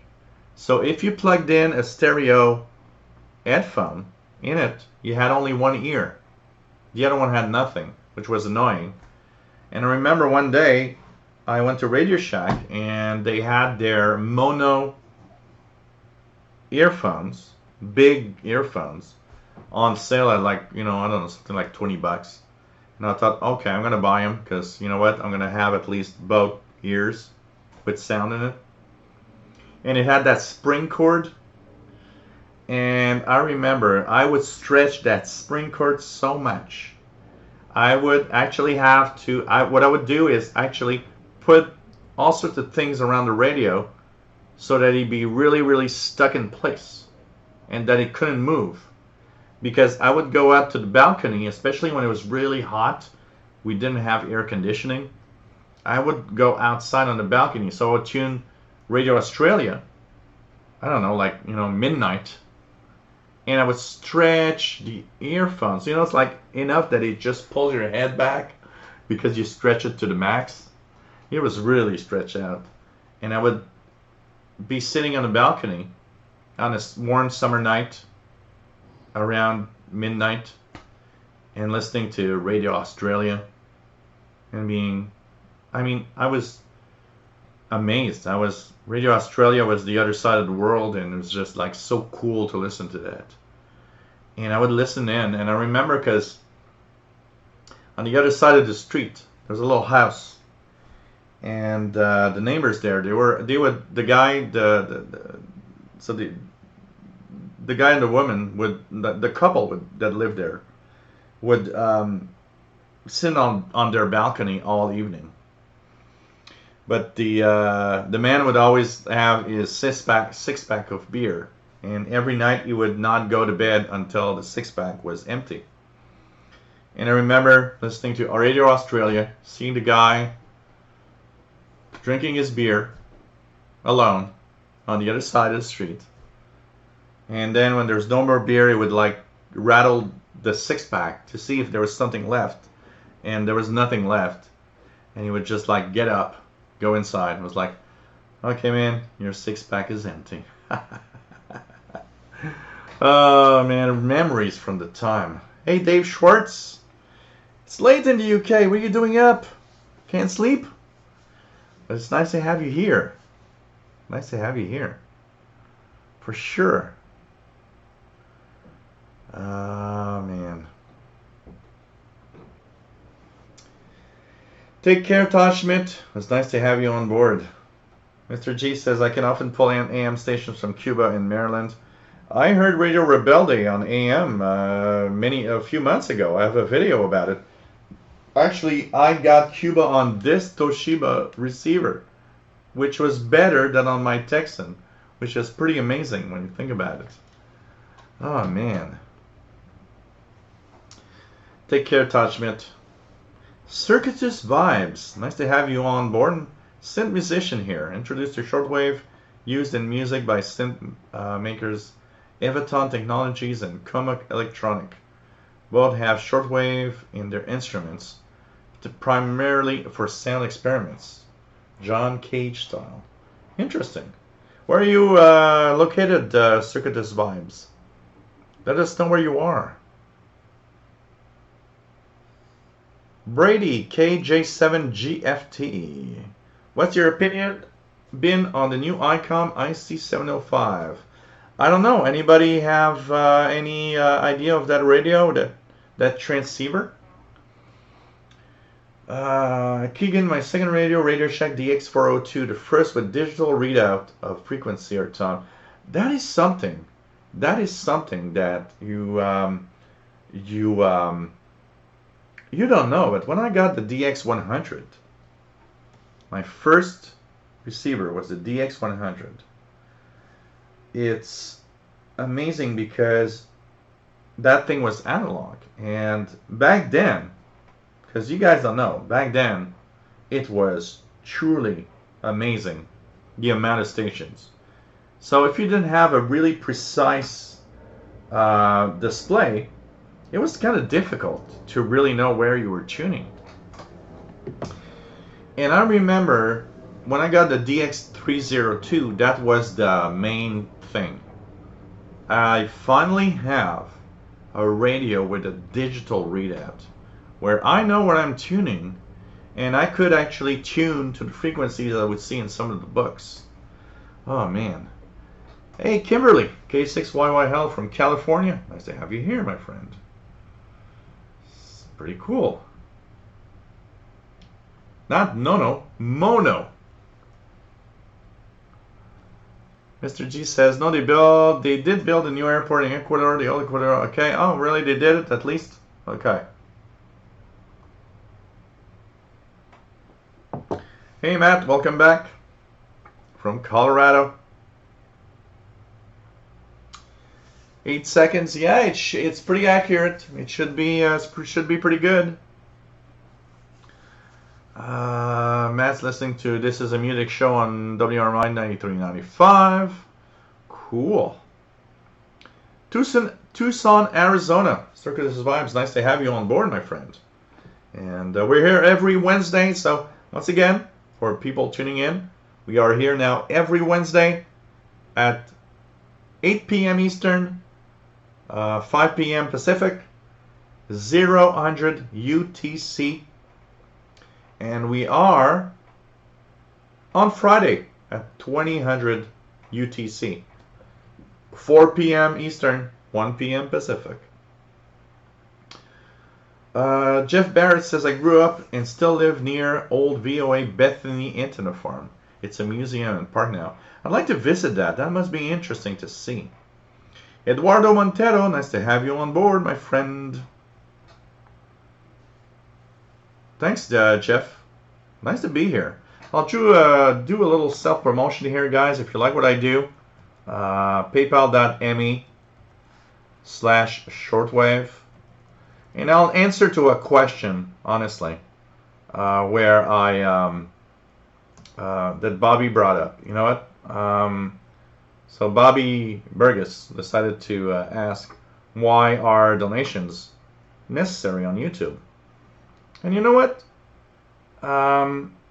First, I don't think it's a question you should ask because it's very personal, and you know, people like to donate stuff, some don't, and it's okay. That's life.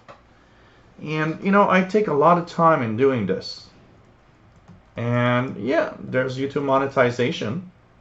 You might not be happy or be happy, or and honestly, I frankly don't care what you think, and it's not that I want to be, you know, bad about it or anything. It's just that when somebody works hard for something, and I do work hard to do all of this. I mean, I'm here on Wednesdays now. I'll be here twice a week.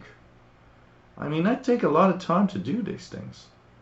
I think the question is not something you should ask. I think it's the question of, you know what? I think what I see here is worth a donation or worth something. And, you know, it's worth what? It's worth just watching and never doing anything about it. You know, there's a lot of things over time that disappeared because of people not acting or not taking the time to show that they appreciate what's happening. It's nice to have a little pat on the back and say, hey, what you do is great. Yeah, but I'm the guy taking hours, you know? I'm at 2 hours right now, 2 hours, 6 minutes. I'll probably do 2-3 hours on Friday. That's like 5-6 hours a week just for the live shows. That doesn't count the fact that, you know, when you post a video, you don't just sit down and say, I'm going to talk about this, it's going to be there in 5 minutes, and that's it. No. I also post tons of videos every week. And I think it all comes down to what is the value of what you got and what you have in front of you. Is it worth it or not? And that's it. For the rest, I don't think anybody should ask the question, should there be donations or not? I'll be very serious in what I'm going to say in the next minute.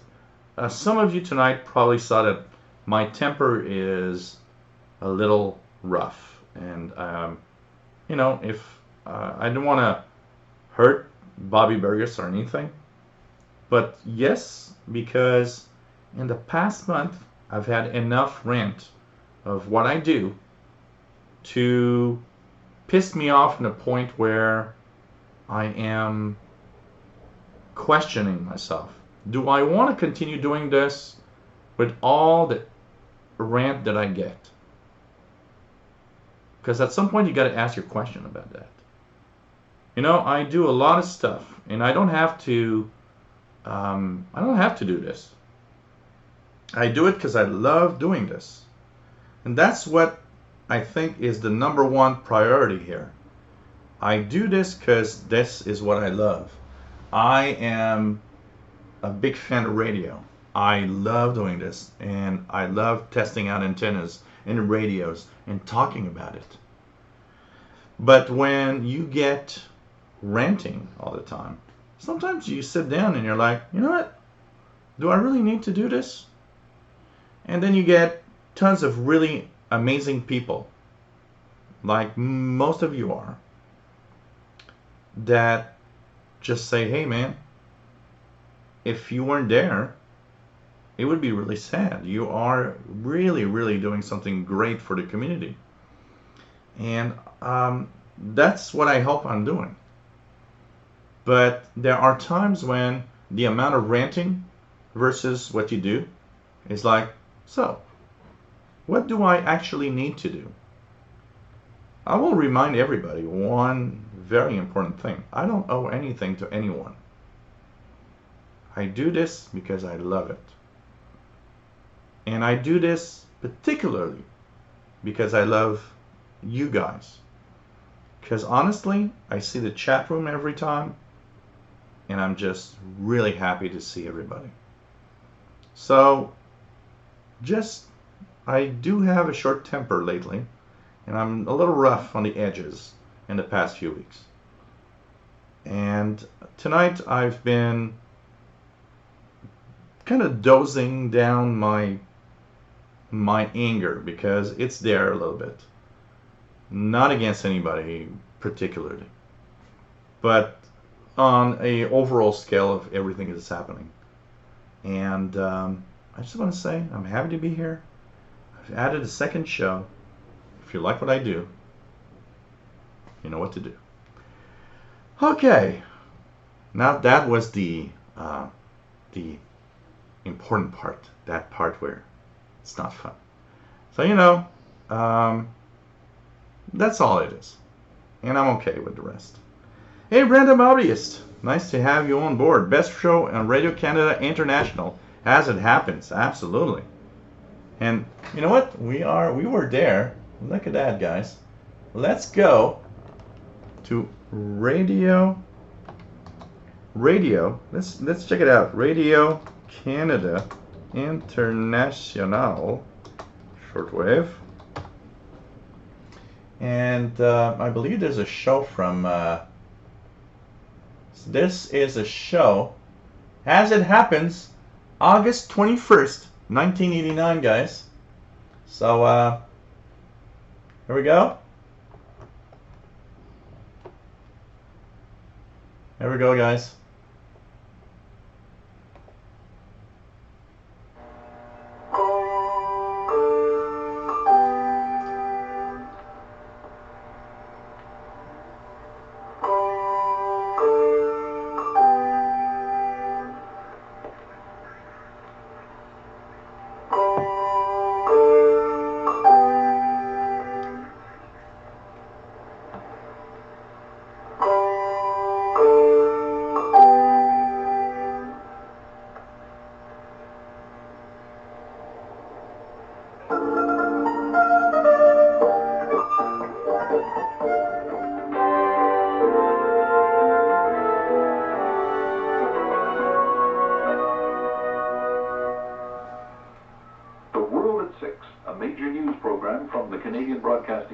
And as it happens, a program of current affairs are heard Monday to Friday at midnight UTC on 5960 and 9755 kilohertz.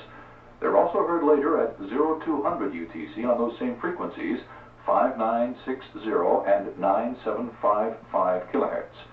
News and public affairs from Canada, weeknights on Radio Canada International. From coast to coast on CBC Radio and around the world on shortwave, this is As It Happens.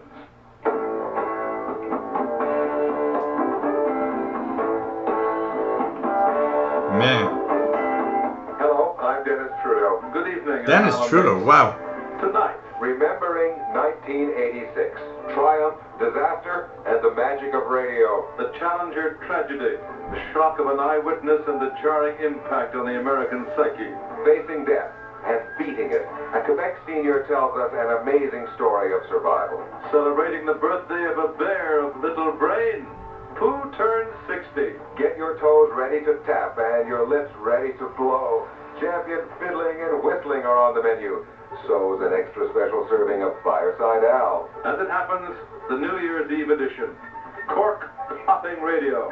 I like that. Cork popping radio. Hey, Jeff King, that is exactly the perfect phrase. Some of us would love to donate but are unable, and that, you know what? I totally understand, and it's fun. And as he says, anyone who can should. Thank you so much. Oh, man. Dave Schwartz says, you're actually helping me to keep awake here at, okay, pulling an all-nighter. Library is completely deserted. And day in the morning, trying to finish my electrical install certification. Oh, man. Well, you know what? I hope that it's helping you out. Yeah, Kevin Wood, I know. But it's not just here. There's a lot of other places where there's ranting. But take care, Kevin Wood. WF7I, Homebrew. Thank you very much, my friend. But, you know, you try to do the best you can. But in the past month, I gotta say, there was, it made me a little, you know,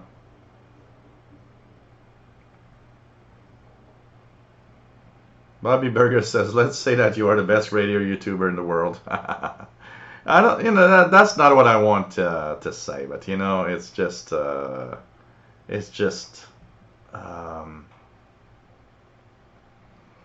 sometimes, it ain't that easy. There's a lot of stuff happening.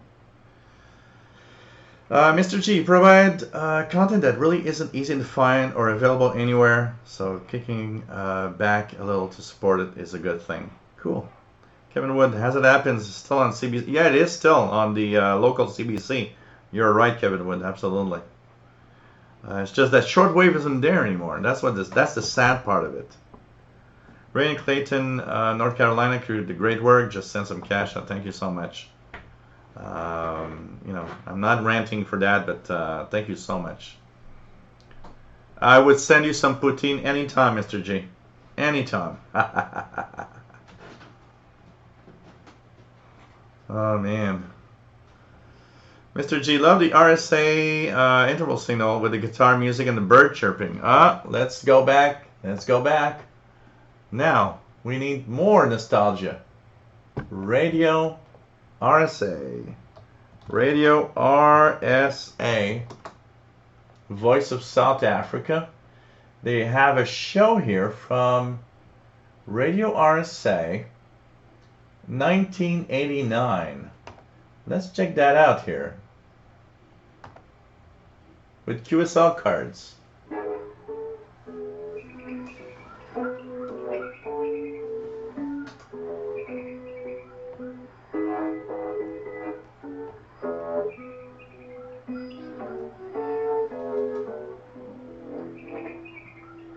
It's a little weak.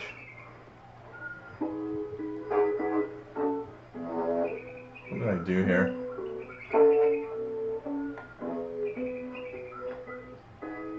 Undo. I pressed the wrong button.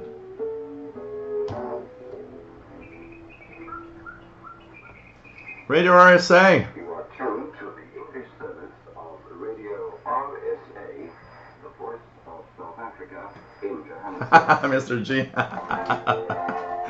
Unfortunately, if I send poutine, it might not be fresh.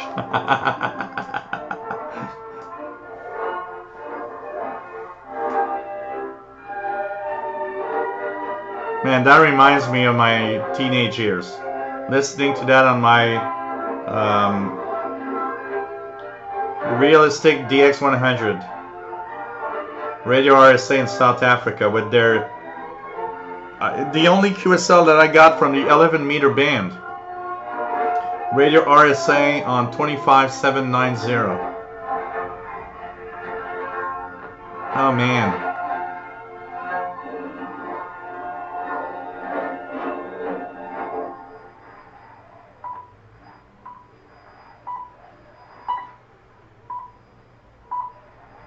The time is 2 hours Universal Time.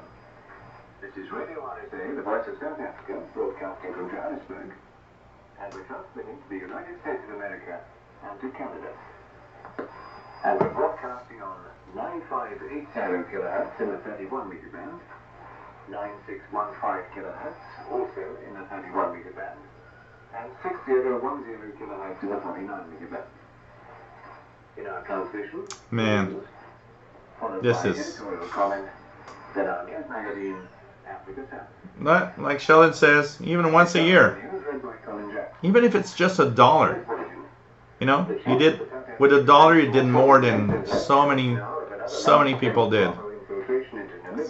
You guys are very, very. There's just very small amount of people that donate. But let's not go into that. Radio RSA, that reminds me of. Man. Investigating alleged remarks by a former United States ambassador to South Africa that he would propagate sanctions against South Africa. And an Irish anti-terrorism group had appealed to the Oh man. Hey Butterbean. Nice to have you here. The chief of the South African Defense Force, General Jan Hillenhuis, said he believes there's less chance now of another large-scale... Oh, I'm not there anymore, random hobbyist. That was my days of college. I'm not there anymore. James Farley, nice to have you on board, my friend. From New Jersey, USA. Nice to have you on board, Jim. Furthermore, Okay, let's.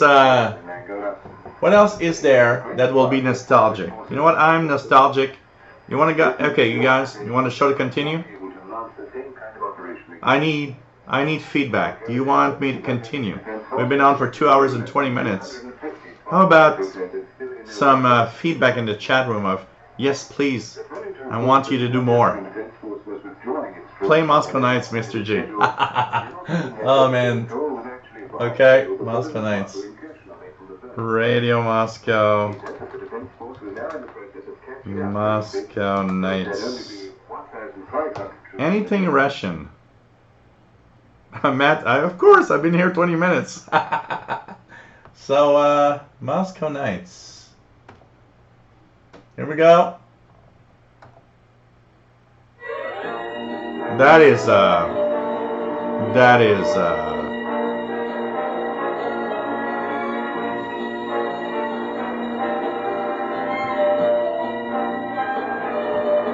wow. I am, that reminds me of my teenage years. Radio Moscow World Service.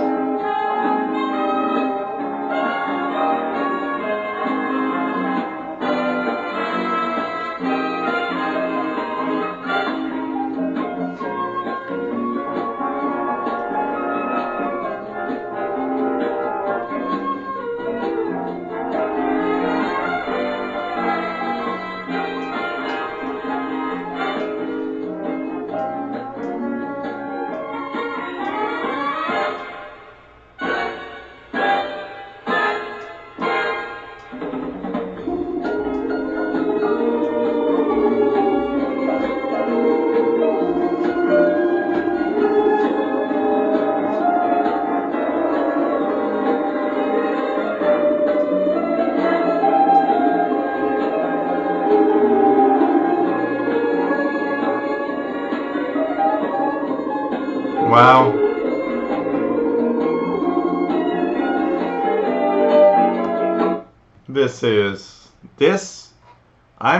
For a moment there, I was like in 1987 or something. Oh man, this is so good. This is so good. German. What do you want to have from Germany, Bullfrog 89? Yes, I'm still here. I'm still here. You don't have to put yourself on your knees. Hey, Chuck CP Davis 1. Nice to have you on board. Some hard bell. Oh, man. Man. Hey, Bullfrog 89. Oh, God. It's always nice to have you guys here, I can tell you that. Okay. Kimberly says KNLS in Anchor Point, Alaska. Larry and I drove near the antennas. Oh, really? Anything from KNLS here? I think there is. KNLS, Alaska. There must be something there, but we're gonna go back. There's one I want to listen to. So somebody who's listening to that. Here we go. Here we go.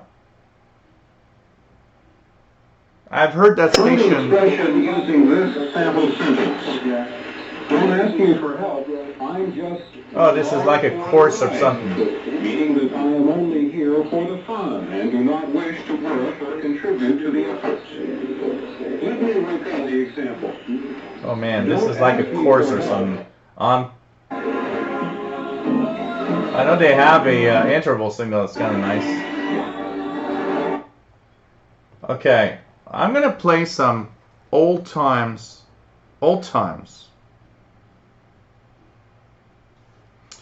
Let's just check something here. So Dave Schwartz, most exotic signal we get it here in the UK is the NHK World and a very faint Radio Cuba sometimes. James Farley, Radio Prague. Okay, from the old days. Matt says, by the way, I might as well share some cool news. Upcoming WWV anniversary event is having a restricted 100-person event of some sort, and I'm getting to that to go to that. Oh man, Matt, this is so cool. This is so cool. This is so cool. You gotta take, if you can, take pictures and videos and stuff. Hey, Mark Fisher from Southern Illinois, nice to have you here. Cool. Okay, we're gonna. Thanks, WF7I. Nice to have you on board. And I'm not whining, by the way. I know some people have a hard time with me asking for stuff and stuff, but if it's worth it, come on. Okay, and yes, Sheldon, more free stuff. If you like a free sample copy of the CIDX Club Messenger Bulletin, you can send an email, cidxclub@yahoo.com, and you can ask for a sample bulletin. And you know what? Next month, my utility column will be kind of special. We're going to talk about some weird Russian stuff that, I'm not going to talk too much about it, but next month there's some weird Russian stuff that we talk about. So, and Mika Dalmage has his very interesting column. There's tons of people working to just bring you amazing content. And you know what is particularly interesting? We all do this because we love the hobby. Because honestly, we work hard. Sheldon works extra hard. And we all work hard in bringing you content all the time. And you know what? Apart from whining, asking for money from time to time, we're not forcing you for anything. And this is kind of cool. So, okay. Let's do a few little things. So you guys want to go back a little bit in time into some of more unusual stuff? We're going to go to some nostalgia time here. You know what? I feel like I want to continue all night. Maybe not, but 2 hours 27, and I think I'm going to do a little more. So here's a station from the past. And here's the last broadcast. The last broadcast, the final broadcast of a station known from a long time ago. Radio Berlin International, from when Germany was split in two.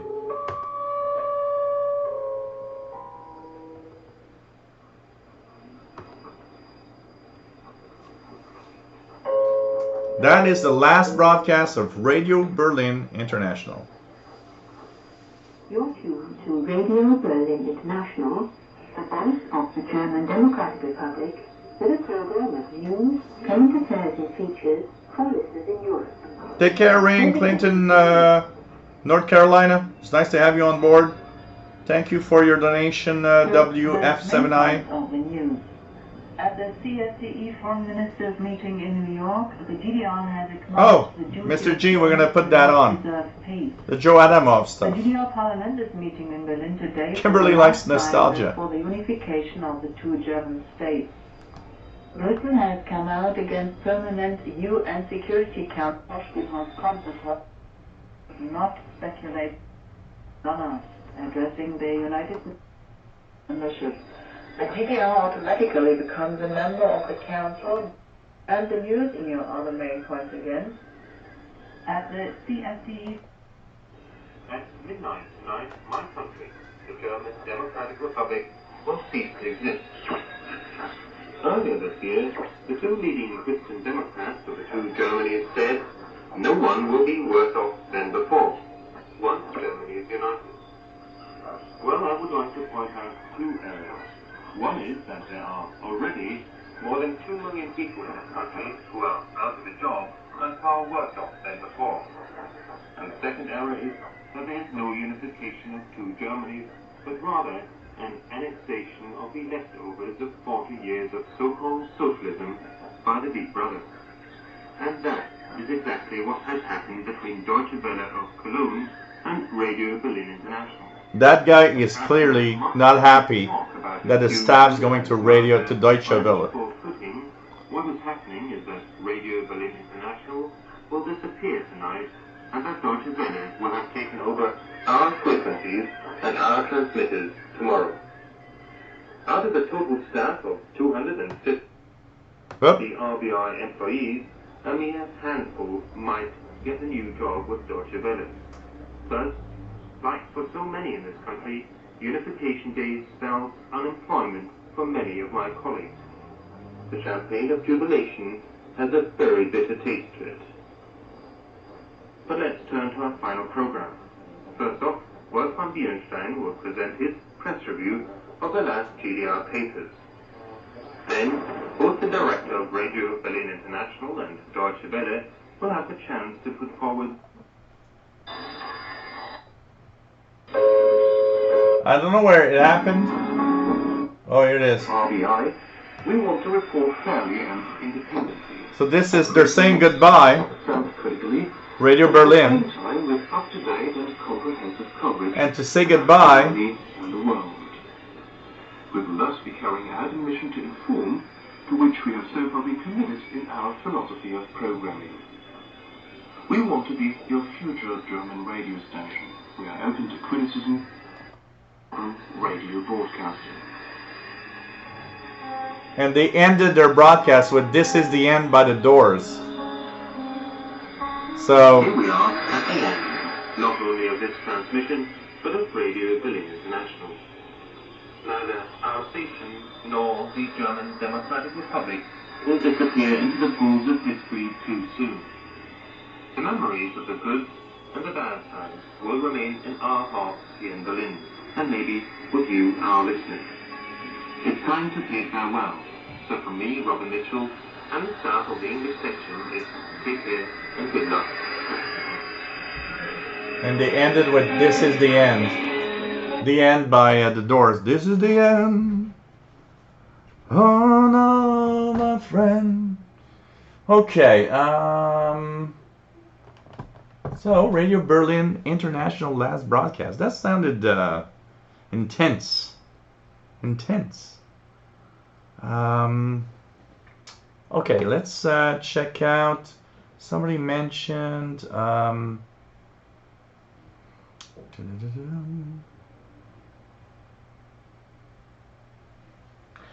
You know what, Dave Schwartz? Not necessarily. They're not as prevalent as before, but China Radio does still have a good presence on shortwave. That's for sure. Rob, nice to have you here, my friend. What else do we have? Just going to check it out. Prasad Asoldekar, nice to have you here. Late join next Thursday. We'll keep an alarm. These days trying to find out about SDR. I would also like to have a tabletop radio with SSB and decent sound. Any suggestions? Maybe you could buy you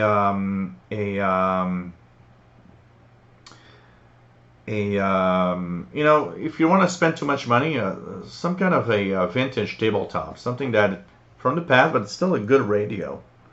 You know, today's tabletop, there's not that many stations, but that many radios, but they are very expensive. And what I would say is maybe you could look at the old radios that are still available in the market, old tabletops that are still really good. If you want to have a portable radio with SSB, XH Data D808 is an amazing performer, and it's you know, roughly $100 US. You know, what I hate about talking about radios and prices is the fact that I'm not sure when you look at, you know, how much a radio costs. You know, for me, $100 is money, but it's not, you know, it's affordable. I'm not sure about, you know, in India, $100 American dollars. It might not mean the same thing, and that's where I hate talking about money when we talk about stuff that we should purchase and could purchase, because obviously it's not always the same thing. That's for sure, but a portable radio that is amazing and that I think you would be happy with is the XH Data D808. But a tabletop radio with SSB, you know, look into the used market. You might have a decent receiver, like a, you know, an old Kenwood or an old Icon receiver with SSB, that could be pretty good, honestly. Pretty good, honestly.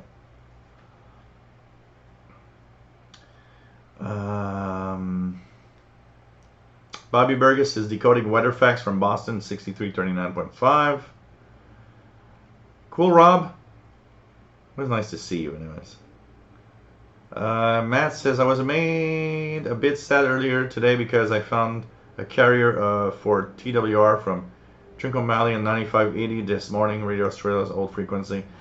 You know, that's something. Let's check out something here. Radio Australia shortwave. Here we go, guys. Let's get nostalgic a little bit.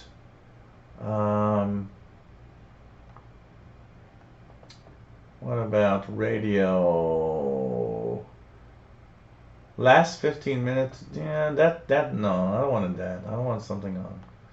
Let's you know.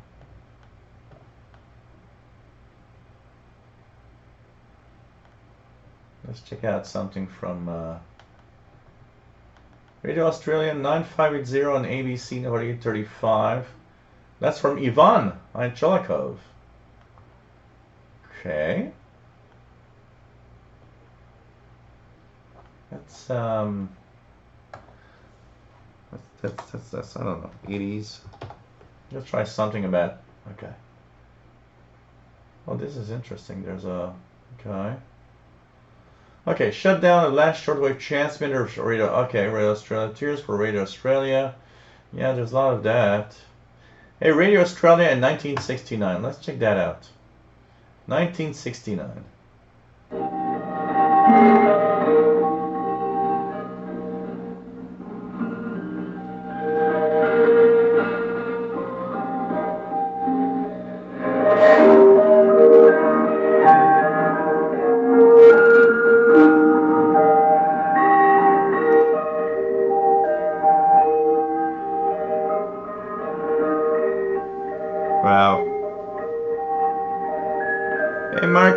Fuka, nice to have you here.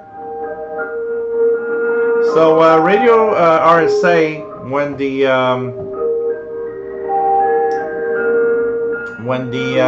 apartheid kind of ended,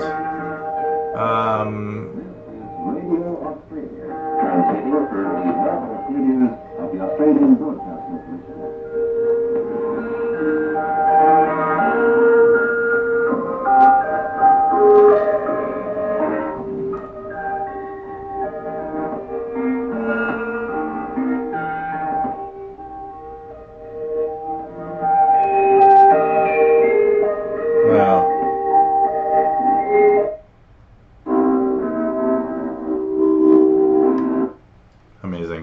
So Radio RSA, when the apartheid ended, was kind of, I don't know, they didn't find a voice or a reason why. It became Channel Africa for a long time, which was kind of the voice of news for Africa.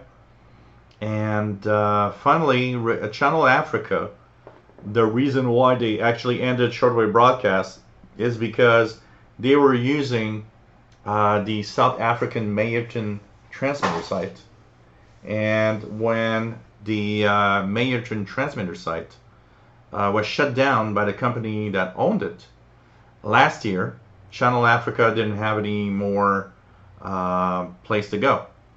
I don't know. Maybe it's lack of wanting to try. Maybe they could have used Madagascar relay or another relay in Africa. But they just ended last year. But Channel Africa was kind of what was left of Radio RSA, basically. You know what, Mr. G? I would drool over the Kenwood R5000 at a store that was called Radio Lorenz back in the late 80s here downtown Montreal. And until I had one used, I actually had there was an ad in a newspaper, and a classified ad, and the guy was selling his R5000 with filters and everything for $900, and that's when I actually purchased it used. I've got a let me just check it out here.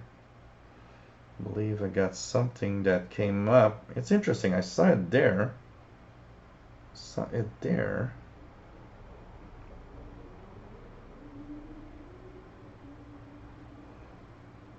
Oh man. Okay. I don't know why it's showed there. Not on my phone. I'm gonna wait for a few seconds. So, anyways, unfortunately, that's what happened, and unfortunately, it's a sad way that Channel Africa disappeared from the shortwave bands. Radio Prague, Czechoslovakia. Let's check that out.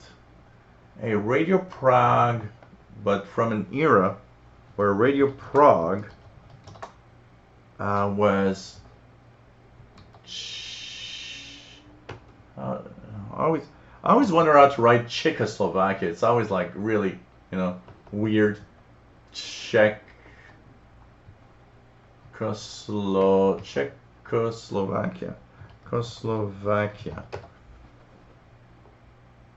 Radio Prague. Okay. Wait. Let's check one here. Yeah. Radio Prague, Czechoslovakia, from August 10th, 1989.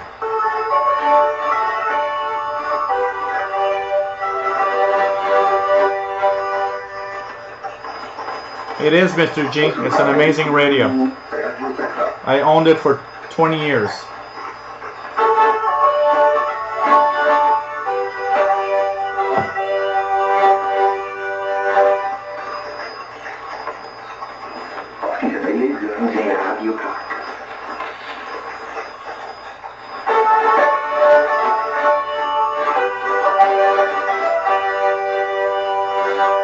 Yes, Channel Africa was actually a good station for your African news, Matt.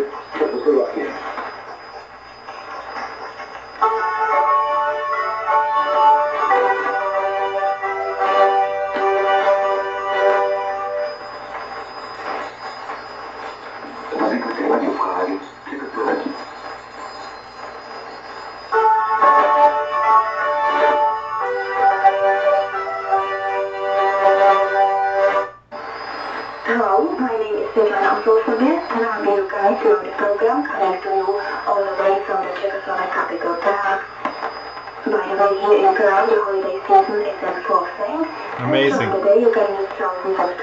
That brings me back so far back in time. Relative to activity radio sets, you won't have the same opportunity, but you'll be able to learn quite a few facts about life in Czechoslovakia in this broadcast. Following foreign and domestic news, you can hear Newsview, dealing with some of the latest developments throughout the world. Then you can hear some information about health service in this country in the regular health and medicine report. All will offer a better program is the title of another item or an exhibition of computers or change. Even Moravcova has a letter from Czechoslovakia ready, and we will copy his extra. The final feature is the WFTO calling, prepared by the largest international trade union organization based in Prague. I hope enough going to my reception as the program opens this afternoon. President Bush has told newsmen at a press conference in New York that he is leaving no stone unturned in his efforts to secure the release of American hostages. The Soviet Union has expressed readiness to act as mediator in the Afghan conflict. The presidents of the 6 frontline states are meeting in Osaka to assess the prospects for the elimination of apartheid in the Republic of South Africa. So more nostalgia here. More nostalgia. Yeah, he's cute. He's sleeping. I was so scared this afternoon. He choked on something and he looked in panic, and I didn't know what to do to help him. And I was like worried. And then he came back to normal. I don't know what happened, but man. Oh yeah, Matt, absolutely. Absolutely. You know what? I'm gonna take the camera and here guys, here's Paul the cat. Real close. I'm just gonna, here goes, this is the window. Look at that. Look how he looks. Just so good. Yeah. Yeah. Look at that, man. Paul the cat sleeping. Huh? Look at that. Such a cute cat. Not even noticing.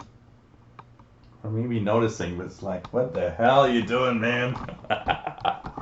So here's, I think the best view of Paul the cat of all night.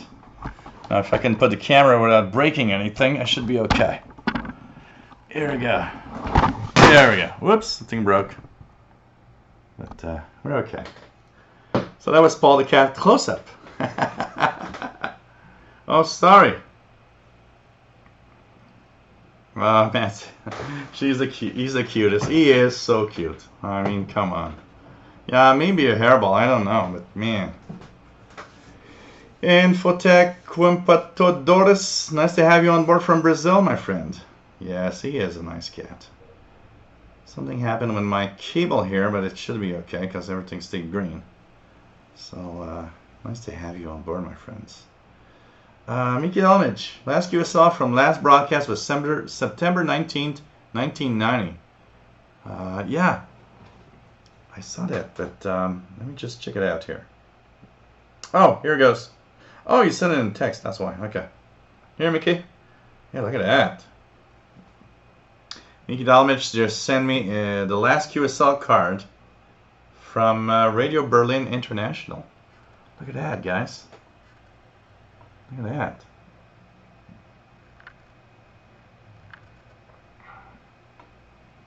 This is so cool. This is so cool. Wow. This is great. This is great. Hey, I love you guys. You know what? This is a great show. And I'm happy to do this evening show, this Wednesday evening show. I think it's going to be a lot of fun. And it's so different. I mean, the feel is different also from Fridays. Honestly. Oh, man. Oh, Joe Adamov. Okay.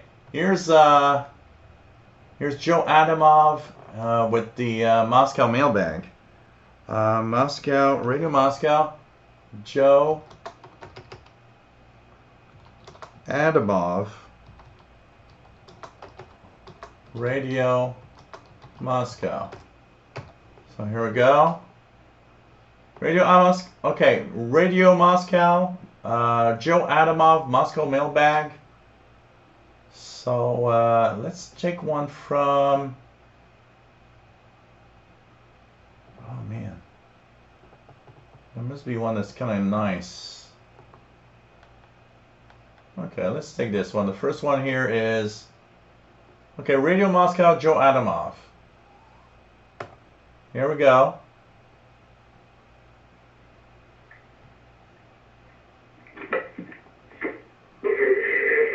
No, that's bad. Let's take this one here. The Welsh and the Irish. Well, I suppose it's a habit to call the family by the name of the elder brother. He has such it's a wrong habit. I agree.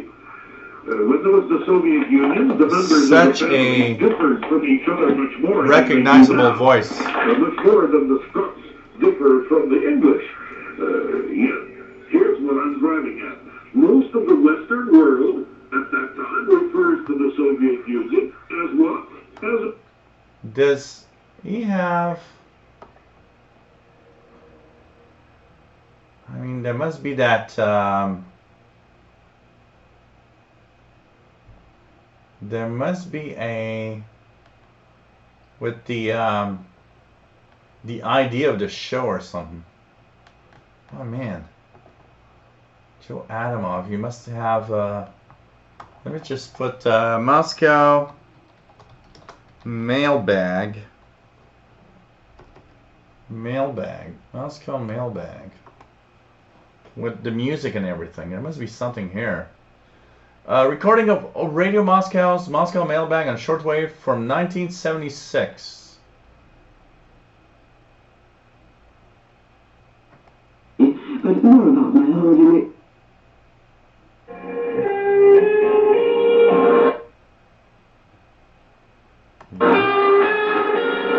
Hello everybody, this is Moscow Mailbag coming round again. So this is an old version before Joe Adamov. Because I remember the intro to Joe Adamov's Moscow mailbag. Oh man. Anything else here? There's so much on YouTube that you can find. It's just crazy. Keegan, 3330, CHU with noise. Take care, Michael Fuga. It's nice to have you on board, my friend. Butterbean, yeah, I remember in the 70s when girls didn't shave. Oh, God. Oh, man. Elisu Damasceno, DX. Good night. Nice to have you on board from Brazil, my friend. Oh, man. Hey, Maglone. Shouldn't be heavy sad. Okay, let's... Hey, a few weeks ago, the two Bobs. You guys remember the two Bobs? Swiss radio. Two Bobs. One of them died recently. Let's remember these guys for a few seconds.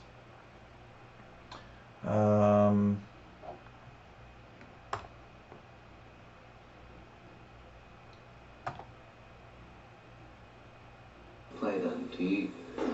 No, I mean standing by on a direct frequency, Bob, because this would not be possible if we were on the ground. He's in Neuchâtel, about maybe 70, 75 kilometers away. Two Bobs, 1987. At his home there. And if we didn't have this altitude... There must be a better... Switzerland, June 7, 1989. Oh, man.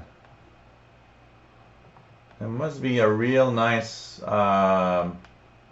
tribute to the two Bobs from Swiss Radio International, I can tell you that.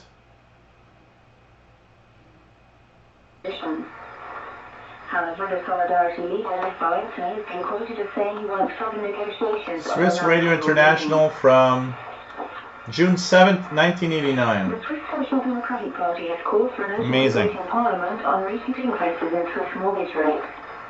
The Social Democrats tabled a motion calling for the mortgage issue to be added to the agenda of the current three-week parliamentary session.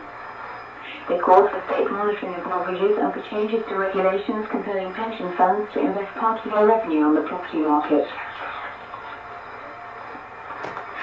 There will be no referendum after all in Switzerland over the abandoned project to build a nuclear power station at Kaiser Augst. The main sponsor of the planned campaign says he is giving up for financial reasons and because he was probably not really enough popular support. He had intended to challenge the payment of compensation to companies involved in the controversial project. Opposition from political parties and anti-nuclear groups. So here's something from Ecuador. Something from Ecuador that you guys probably know. And here it is.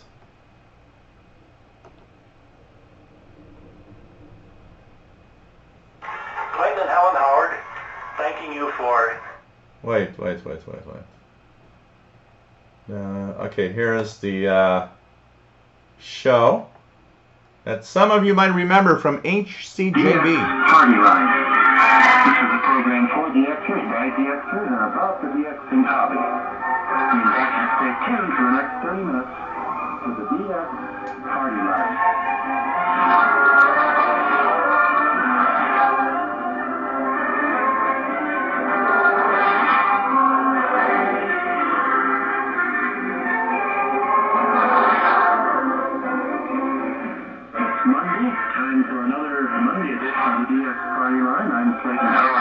And my wife Helen will be along a little later in the program.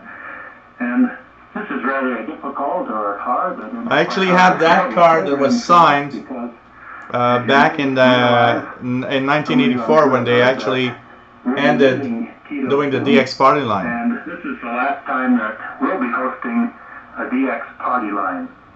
It's going to be hard for us. We're going to miss being on the air twice a week for DXers and shortwave listeners. But we do appreciate all the contacts we've made, all the friends. And this is amazing. That is nostalgia itself. Circuitous Vibes. After listening to the recorded nostalgia, I wondered about something. How important is it for shortwave listeners to record what they hear? Is recording even more important as shortwave is dwindling? You know what? There is one thing that I regret, because I have a box with maybe, I don't know, 6 or 7 hours of recording. And today recording is easier than ever because we can record it with computers, we can record with so many things. It's not like back then. Back then, if you wanted to record everything you listened to, it meant we would have a room full of cassettes. Today, we record with computers, tablets, even with our phones. And you know what? As the world moves on, somebody told me a couple of weeks ago, why do you post videos of the things you listen to for a few minutes of stations? And I answered the guy back and said, you know what? What I post on my YouTube channel might be some of the only evidence and some of the only recordings of whatever was on shortwave at a specific time. And I think it's important to do recordings because it's important to note, it's important to make sure that we keep track of all of that. And I think that is important to do so, because I go to these YouTube videos and I think about all the recordings and all the things that were in the past that we will never have any memories of. And it's sad because it's part of the heritage, it's part of all that shortwave was all about, honestly. So, And you know what? Acid Froggy has the perfect answer. Why record stuff on amateur radio? Because it's fun. There we go. There's no need to have an excuse to do something. I remember a guy, it's so funny. I met a guy like 20 years ago. And he was going at a karaoke, and we would sing. And we became friends, and later on, when I started my channel here, he said, wait, you are recording things you listen on your radio, and people listen to that? And that guy was really heavy on motorcycles. And I said, wait, you mean somebody posts videos of motorcycles and somebody's watching that? And he looks at me and says, yeah, okay, I understand now. There you go. You are a big fan of motorcycles. I'm a big fan of radio. And that's it. That's it. Let's just have fun and do what the hell we want to do. Hey, I'm good tonight. You know what? I wanted to use the F word about 20 times and I just restrained myself from doing it. Wow, I am in control.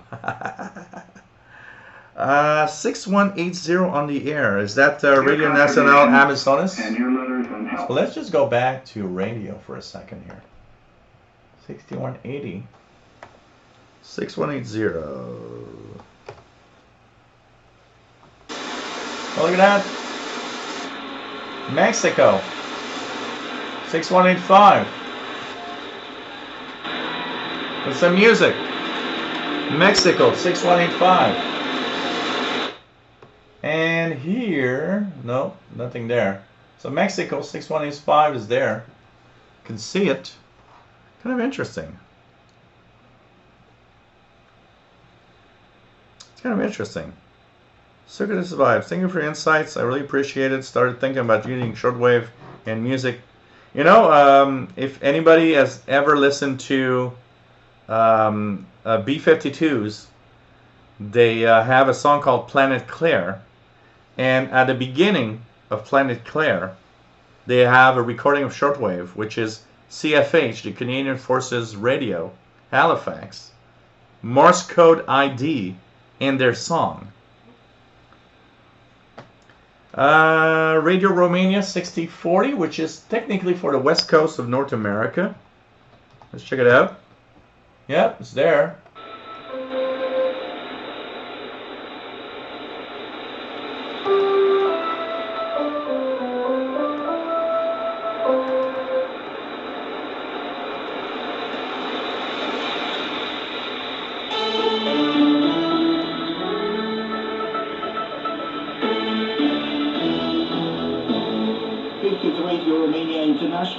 You're listening to our... So Radio Romania English 6040. Check it out here. This is weather from Halifax, Nova Scotia, Canada. 2749.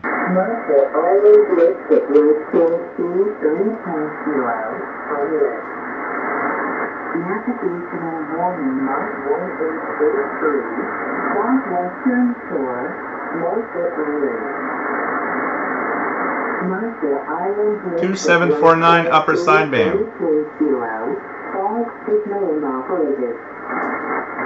Navigational warning mark 1880 Eastern Shore. Pretty good. Pretty good. La voz alegre on the air. What frequency, Rodrigo? Kimberly, keep recording, Jill. I've recorded for my YouTube channel for some hams, just chatting, contesting. You know what? What I know has become silent key. You know what? That's memories. You know what? Maybe someday when I don't do anything like this, I don't know. Maybe I will just be watching old videos on my YouTube channel, remembering all the stuff we had. Butterbean says, love hearing the whole stuff. There's a few sites that recorded CB radio way back in the 70s. Totally awesome to hear. Absolutely. Absolutely. Oh, really? On 6180, the voice.